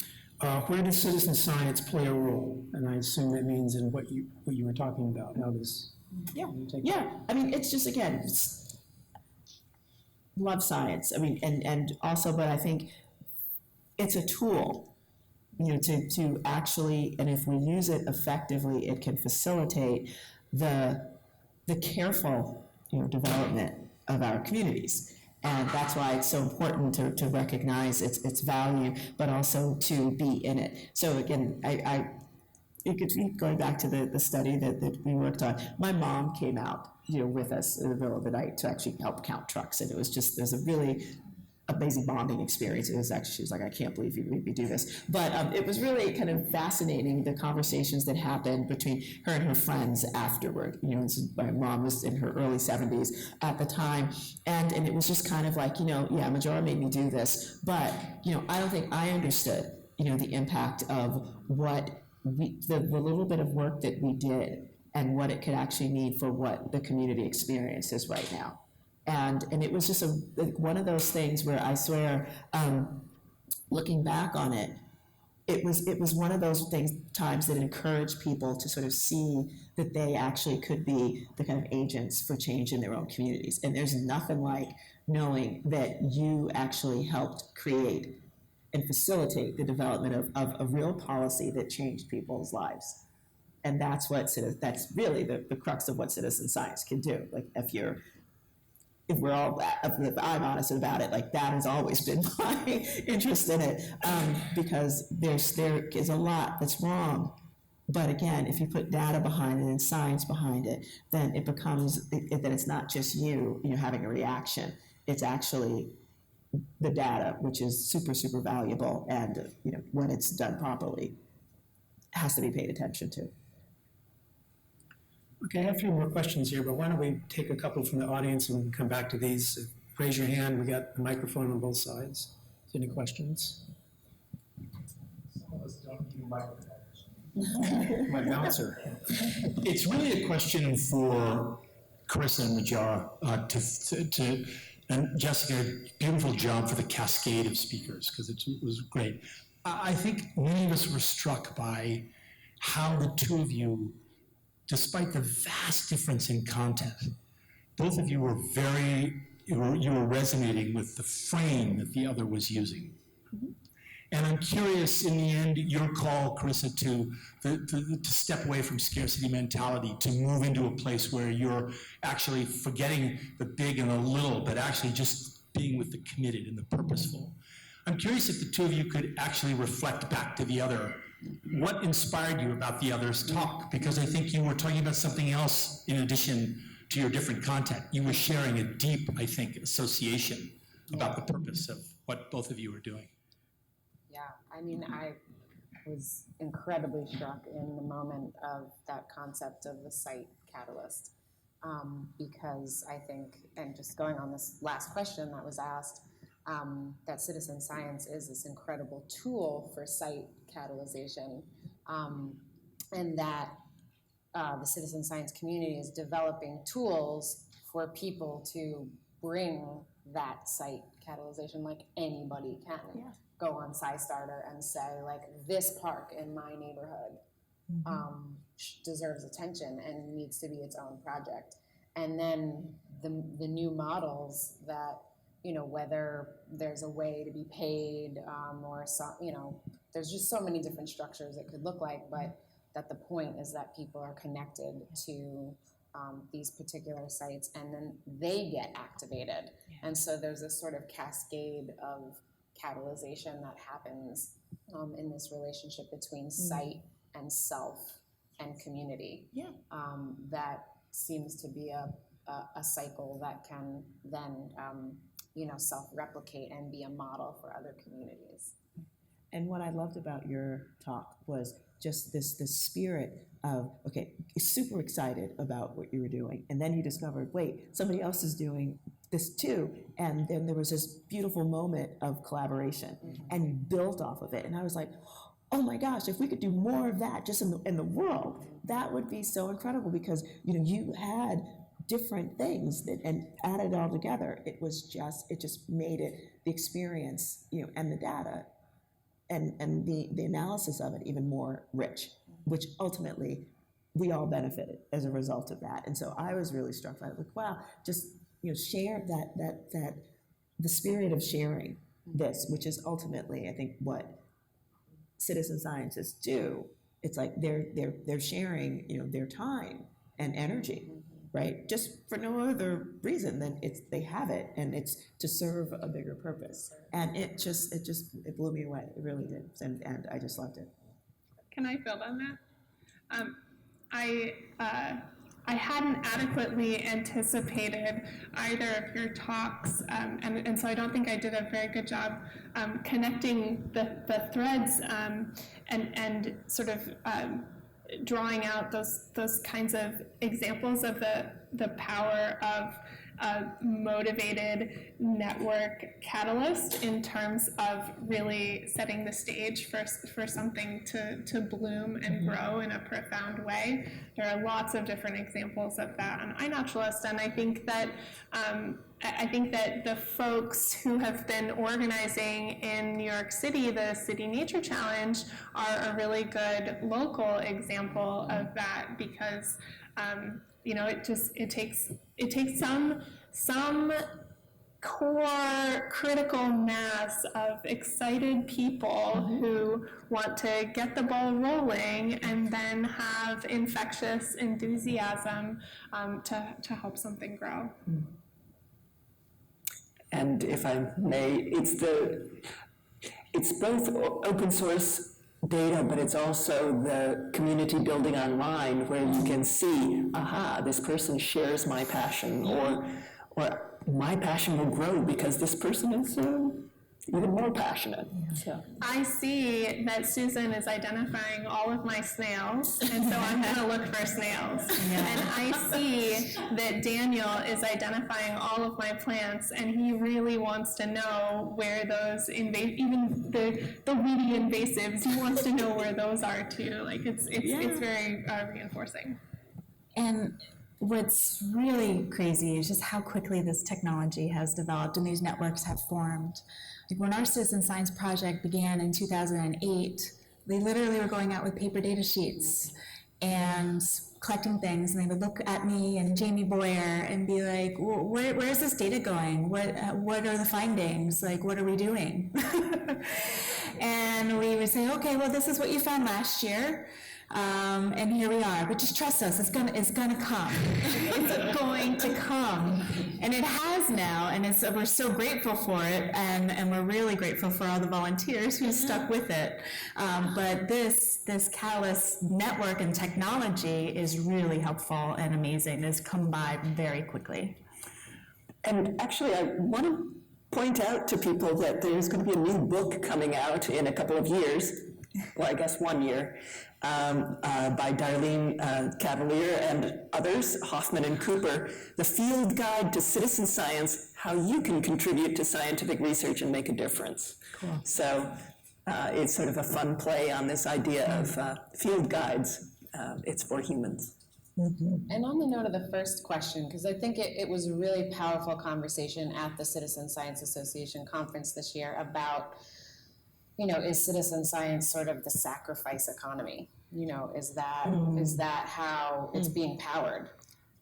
Is through people's sacrifice of their time. And it's an important conversation to have. And I think that what I'm struck by is, in this sort of site activation and site catalyst and self-activation, there is currency is not just monetary. And I think that sort of flow of catalyzation through the system can translate to economic development. It may not necessarily always be, money transferring hand in that, in that moment for that particular task. Right. But and it's also just exposure. I mean, talking about different types of currency, and especially I think for some groups where, the education institutions in those communities are not so great. So having opportunities where folks can be actively engaged in the process of doing science is super important. And I think about how that could open up folks' eyes for different career paths, in particular in low-status communities where we don't have those kind of experiences, unfortunately, in many of our schools. So on that note, I feel like, you don't know what you don't know, and the exposure is something that's super important. And there's nobody saying, well, you can't start a project because you don't have a college degree or you don't have a blah, blah, blah. Like you can start a project just because you're passionate and you've decided to self-learn the material, and you can save a park or whatever place that you're passionate about, without any external limitations. And that is a powerful economic catalyst as well. I had a question in the back there.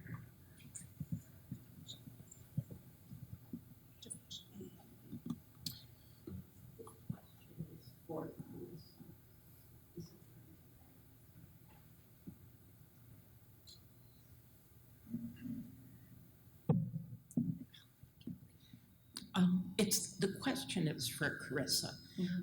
I was really interested in it sounded like you had field notebooks from the 1800s, and you mentioned that they were digitized, but you kind of glossed over the work that was done in between digitization and when you had a usable data set. Yes. Could you say a little bit more about You mean that whole year of my life that I just glossed over? Are you talking about that one? I'd like to know if you used volunteers or just how the work was done.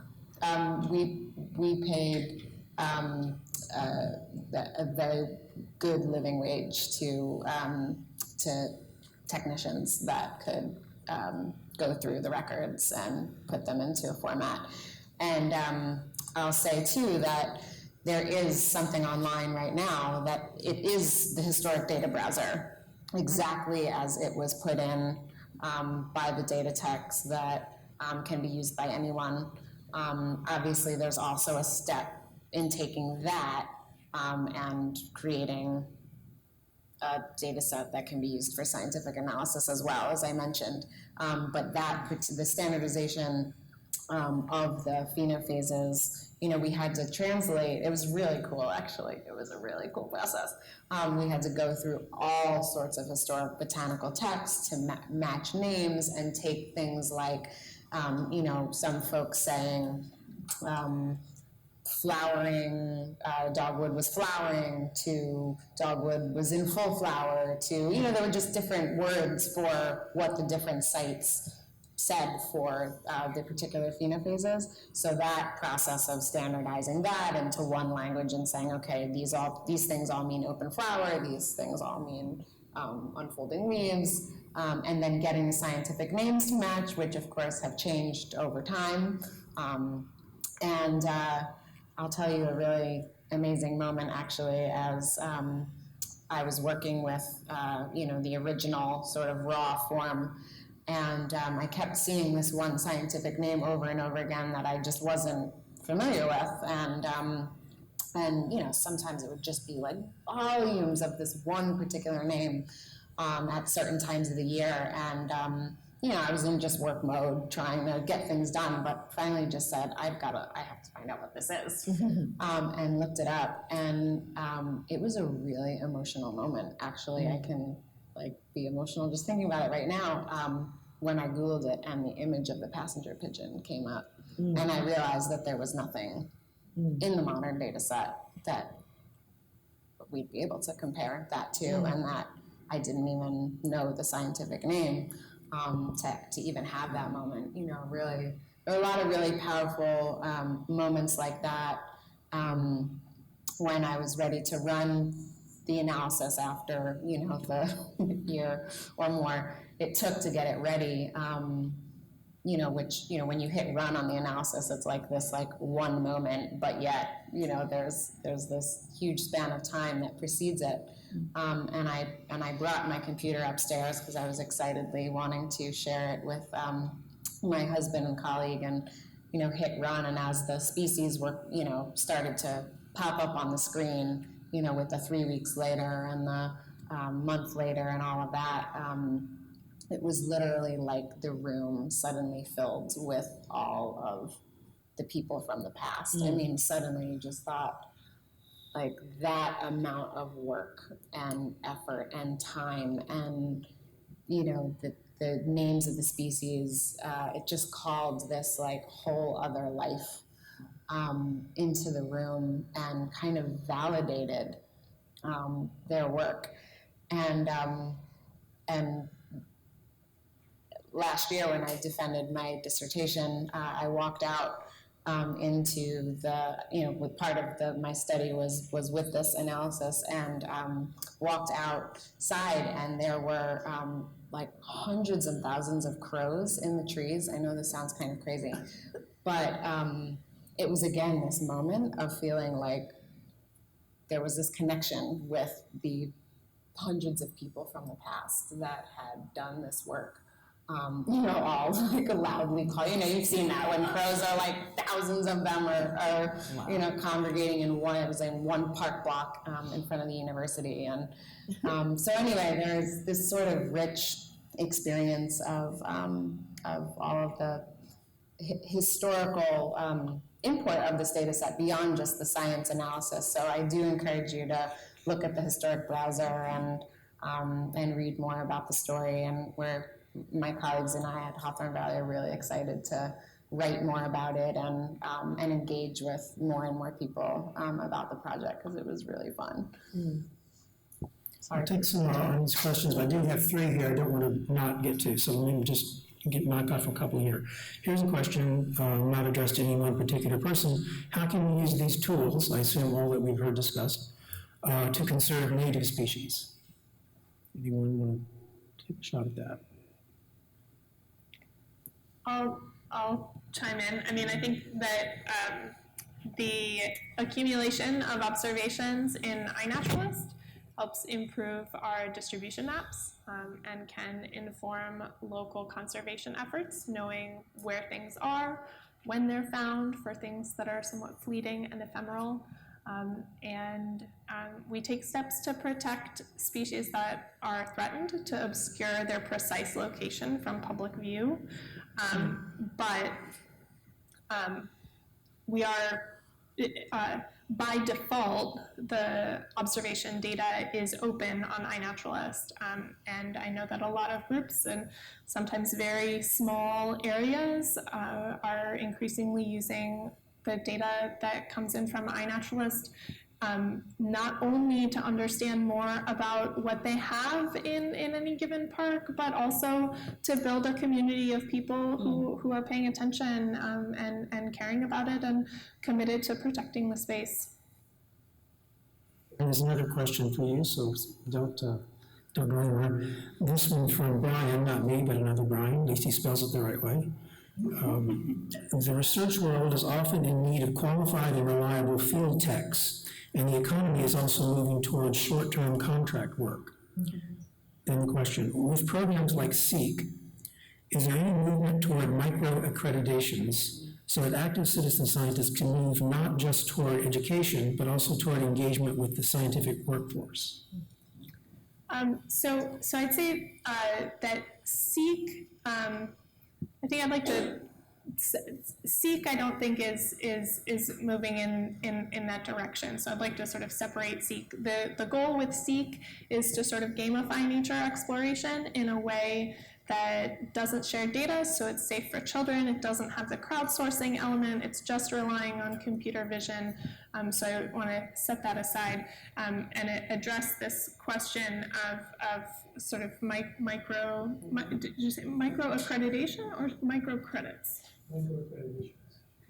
So if I understand the question correctly, I think I interpret that to mean, like, can you sort of point to iNaturalist as some kind of officially endorsed skill building thing? Like, is this a thing you can put on your resume and say, like, I would say yes. Like, you can, if you're active on iNaturalist, you can see for any given species or broader taxonomic group who the top identifiers are. And so you can definitely sort of build a social reputation within iNaturalist for being the top identifier, to use Susan as an example again, of mollusks, right?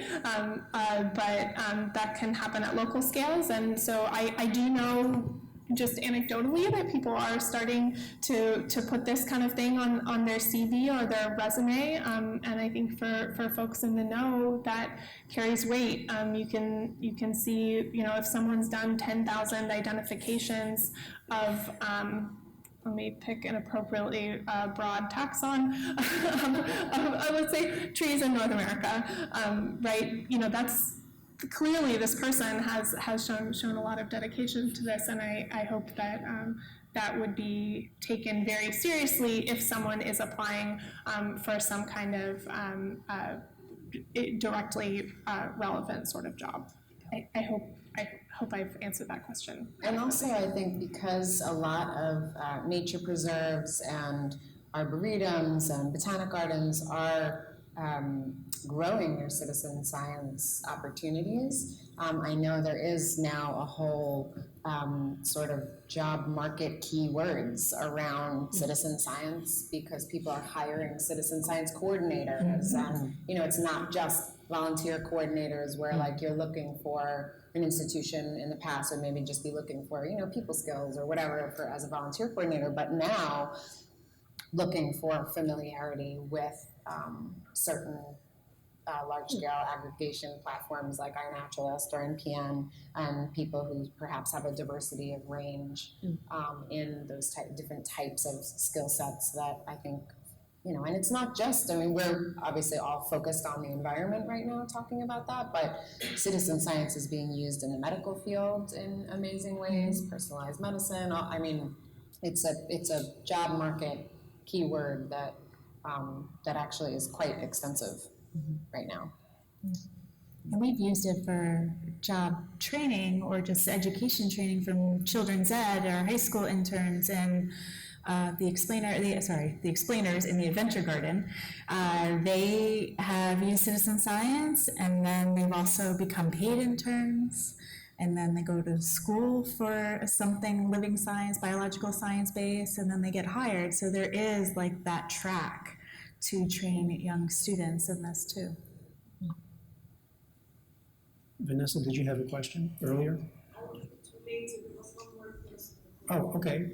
I knew there was a hand down here.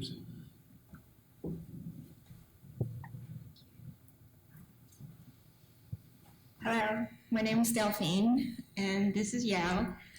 I work with golf industry, and thank you for not booing me. I really thought I would get booed. So what I do is I create coloring books about wildlife that live on golf courses. And we go to different golf tournaments, and I'll be hired by golf courses around the world, actually, to study what kind of wildlife and plants, fauna and flora, on the golf course, and I make educational material. And Yao here is the ecologist for Bethpage State Park. We drove here from Long Island, and the whole trip there, an hour and a half, we're just so excited, because we're just like, oh, it's gonna be like Parks and Rec, and we're so ready for this, we're gonna be inspired. But like the more I listen to, and I'm originally from Taiwan, and I saw Taiwan as one of the hotspots of night. Like I was like, ooh. But I just feel golf has such a bad reputation for when it comes to nature. But I just, from working with it for more than 5 years, I found out that couldn't be farther away than the truth. Bethpage alone has. Yeah, an ecologist. Mm-hmm. It has a ecologist, a raptor specialist, horticulturist. a horticulturist, yeah. And so before they're going to host PGA Championship in May, and before that, we all went out to check all the nesting spot is still protected, and the fledgling are still going to be okay. And so I just feel for all of you, like how can we I just feel like we're working in the vacuum, and how can we talk to each other more? And we want to work with you. And I say we, like I'm representing the whole golf industry. $5 billion is behind me. And I really should. want you to. And pay more attention. Thank you. I am the CEO of golf. I think I am listening to myself talk as the question form. It's just getting ridiculous. I'm sorry. Yes. And like just being blown away about all the different tools that are available. And we just want to be able to use that. I think when you talk about the passenger pigeon, both of us are like, a lot of emotion going on. Thank you for not making me so crazy. But just, how can we work more with you, and hopefully people don't hate us. No, we don't. Thank you. Thank you. Oh, so awesome.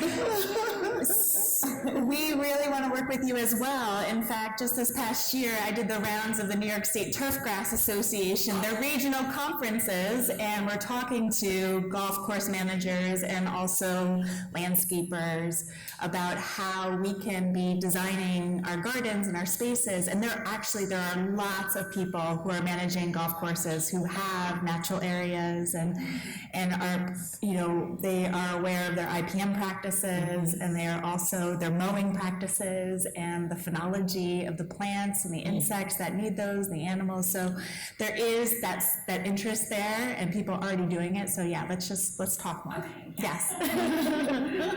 Are the golf courses who are taking these more conservation measures, do they promote that they're doing it, and what's the response? Can they charge a premium, for example? We're promoting within ourselves. Yeah. So that's why You need to get it out. how can we promote us? And they're so open, they're always invited Girl Scouts. Yeah, we have like Girl Scouts, tourists from all the local colleges. Like one of the big focuses that we have at specifically that State Park is building pollinator gardens and also protecting like the rough areas, the out of play areas, making sure that nothing is sprayed there, people are not playing in that area. When I was signed on to be working at this place, there was no research whatsoever about anything related to the monarch habitats we have. We have so much milkweed. So it's just like, we have like an outdoor laboratory, and we wanna just have the citizen science to back it and let people know that these are outlets for education and outreach, and coming to things like this is like super inspiring, because we're learning about all these tools and how we can bring that back and, you know, incorporate that into the golf industry as well. Because there's other golf courses that look at us as well and say like, oh, this doesn't seem that hard, and there's an interest here, we can do this also, and then little by little, it keeps expanding. Network catalysts for the golf industry, right here. They started right here. And one of the words that hasn't come up much yet, we've been talking about citizen science, understandably, but sustainability, you'll find that that is an umbrella term where there is as I recall, some golf courses are signed into pledges for having less pesticide use and herbicide use and so forth on their courses. So. Yeah, so we like each other. Yes.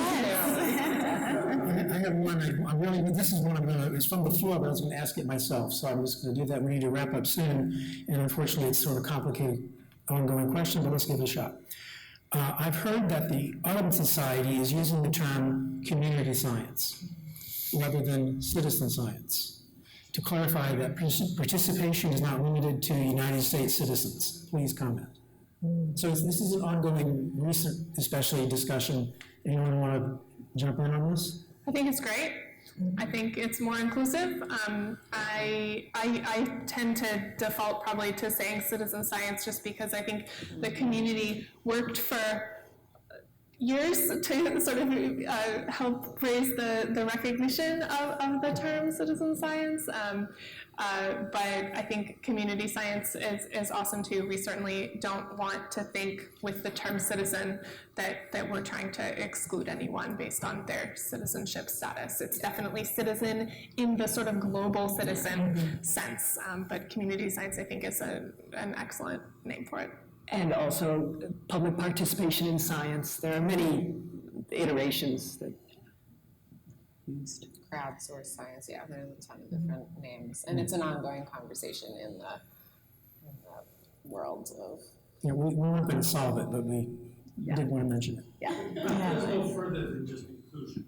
It's about communities, as Joe said. I mean, there is work at the community level that requires community science. Yeah, I like it because I think it reminds people of that. It's like any work that we're doing should be feeding back to the community. Like this should not be science that just goes to a scientist, to a publication, and it ends there. And all of the work that the people in the community did, the expression of it is in an academic journal that no one's going to read. Like that's just not how it should be done. It's not a good model anymore. So it's a really great reminder.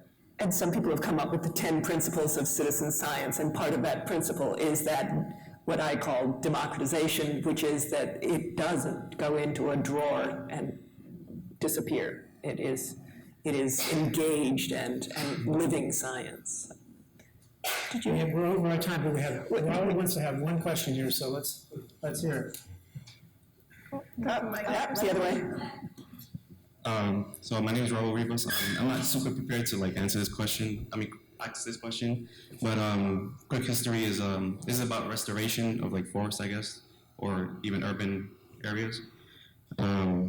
So quick history is that during the Korean War, their land was, as we can imagine, completely destroyed. So it looked like a barren wasteland, just like a desert, completely, the forest was just completely wiped out. So back then they established the Korea Forest Service, and they sort of planned on restoring their forest. And what amazed me, because I recently found out about this history, is that they pretty much just sat down as people from their communities and just told them hey, we're gonna do this on every day, little by little, as much as we can. It wasn't even that many people involved, and over time, and they were ahead of schedule in their planning. They planted about 300 million trees, but part of the planning was to not just plant the saplings, it's just also to come back and make sure they don't die out, nurture them until they're strong enough to prosper on their own. But when you see this image of like their land is just completely ravaged, and you see the after effects 30 years later, it was completely restored, and it just looks amazing that people can do that. And we always hear like looking for like different new solutions, but very simply what they did is just had people that knew a little bit of farming, or they just got the basics of tools, because they were one of the poorest countries ever during that time, and they just got people and just planted as many saplings as they could, because they realized, I guess somebody realized that if they planted the forest, they could have economic growth as well, because later on they estimated that the actual benefit that they got from the forest is like about $60 billion worth just from restoring the forest. So I guess my question is going a little long, but it's just for each of you, what do you think in terms of the United States? Because I don't know how active we are in terms of our U.S. Forest Service, because it doesn't seem like we're super active. It seems like change is slow and like is often very stagnant, especially in the South Bronx. Things feel very stagnant and often ignored. But what can we do as people to restore our land, I guess? Because it does have a lot of economic benefit as well. It does. Yeah. I've been a proponent of, and sadly not as successful as I would like to be, about actually even using this moment in time with the changing climate to really activate communities around climate adaptation and restoration strategies to help us deal with the changing climate. And it's never really taken off, as the kind of tool that you're talking about, because you're linking it, as I'm totally with you. I see it like this, man. The idea that ecological restoration also has economic impacts as well. Mm-hmm. Workforce development, educational, you name it. But it's still, I think, as science often is in this country, it's just siloed. It's sort of like, this is where science fits, and this is where economic development fits, and why aren't we bridging the two together?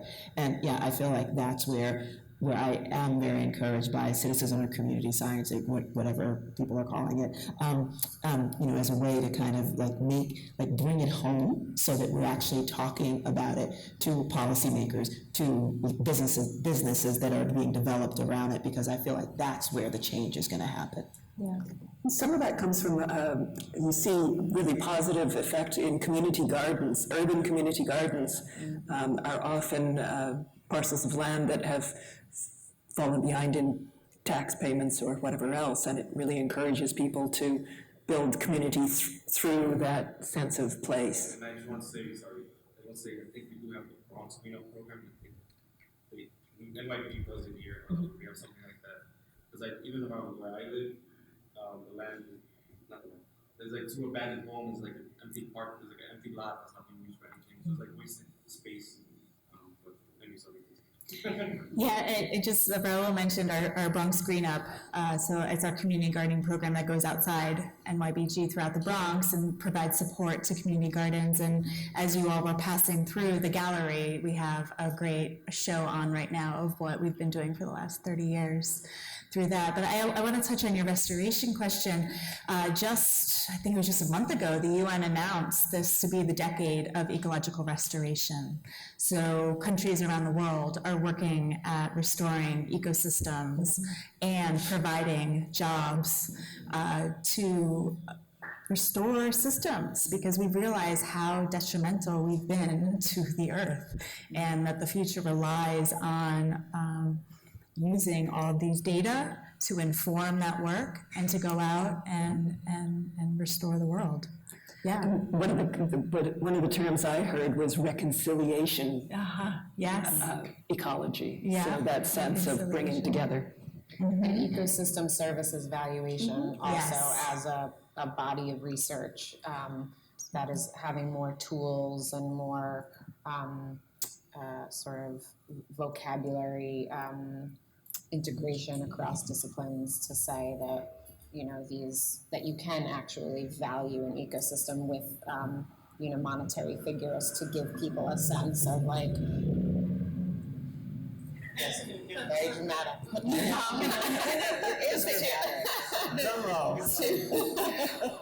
To say that planting these trees along this watercourse will actually, for example, increase the, amount of the tourism economy because the stream now is going to have, more trout or whatever it is. I'm thinking of the Catskills where I live. And that, there is that sort of direct ability to kind of value a particular action like restoration, to say like exactly what is this going to give back to the economy. And I think we've had to kind of, I think there's been this sort of resistance in the ecological community to having that really sort of bottom line, like what's the profit going to be? It's as if people who are ecologists are, tree huggers that shouldn't be thinking about profit or money or whatever, and that, that belongs to business people to be thinking about that. But I think having, again, more of these kind of translational ecologists, translational people who can say, like, actually, when nonprofits get together, the first thing they should do when they partner is talk about the bottom line. Like, it'll be a much more effective partnership if everybody knows what they're getting out of it. Like, that's not just for beady-eyed business people to determine with their products. Like, that's actually, like, that's partnership, right? Right? The recipe that I would love to see for large-scale restoration like that, I think, is this combination of grassroots sort of documentation of the state of things as they are right now, with a vision for where we want them to go. So that grassroots level is key, right? These activators that we've been talking about. But then we also really need some high-level megabucks investment, right? Talking, Green New Deal scale investment to make these projects a reality, especially when you're dealing with brownfields and like really seriously polluted sites that need serious money to clean them up. Absolutely.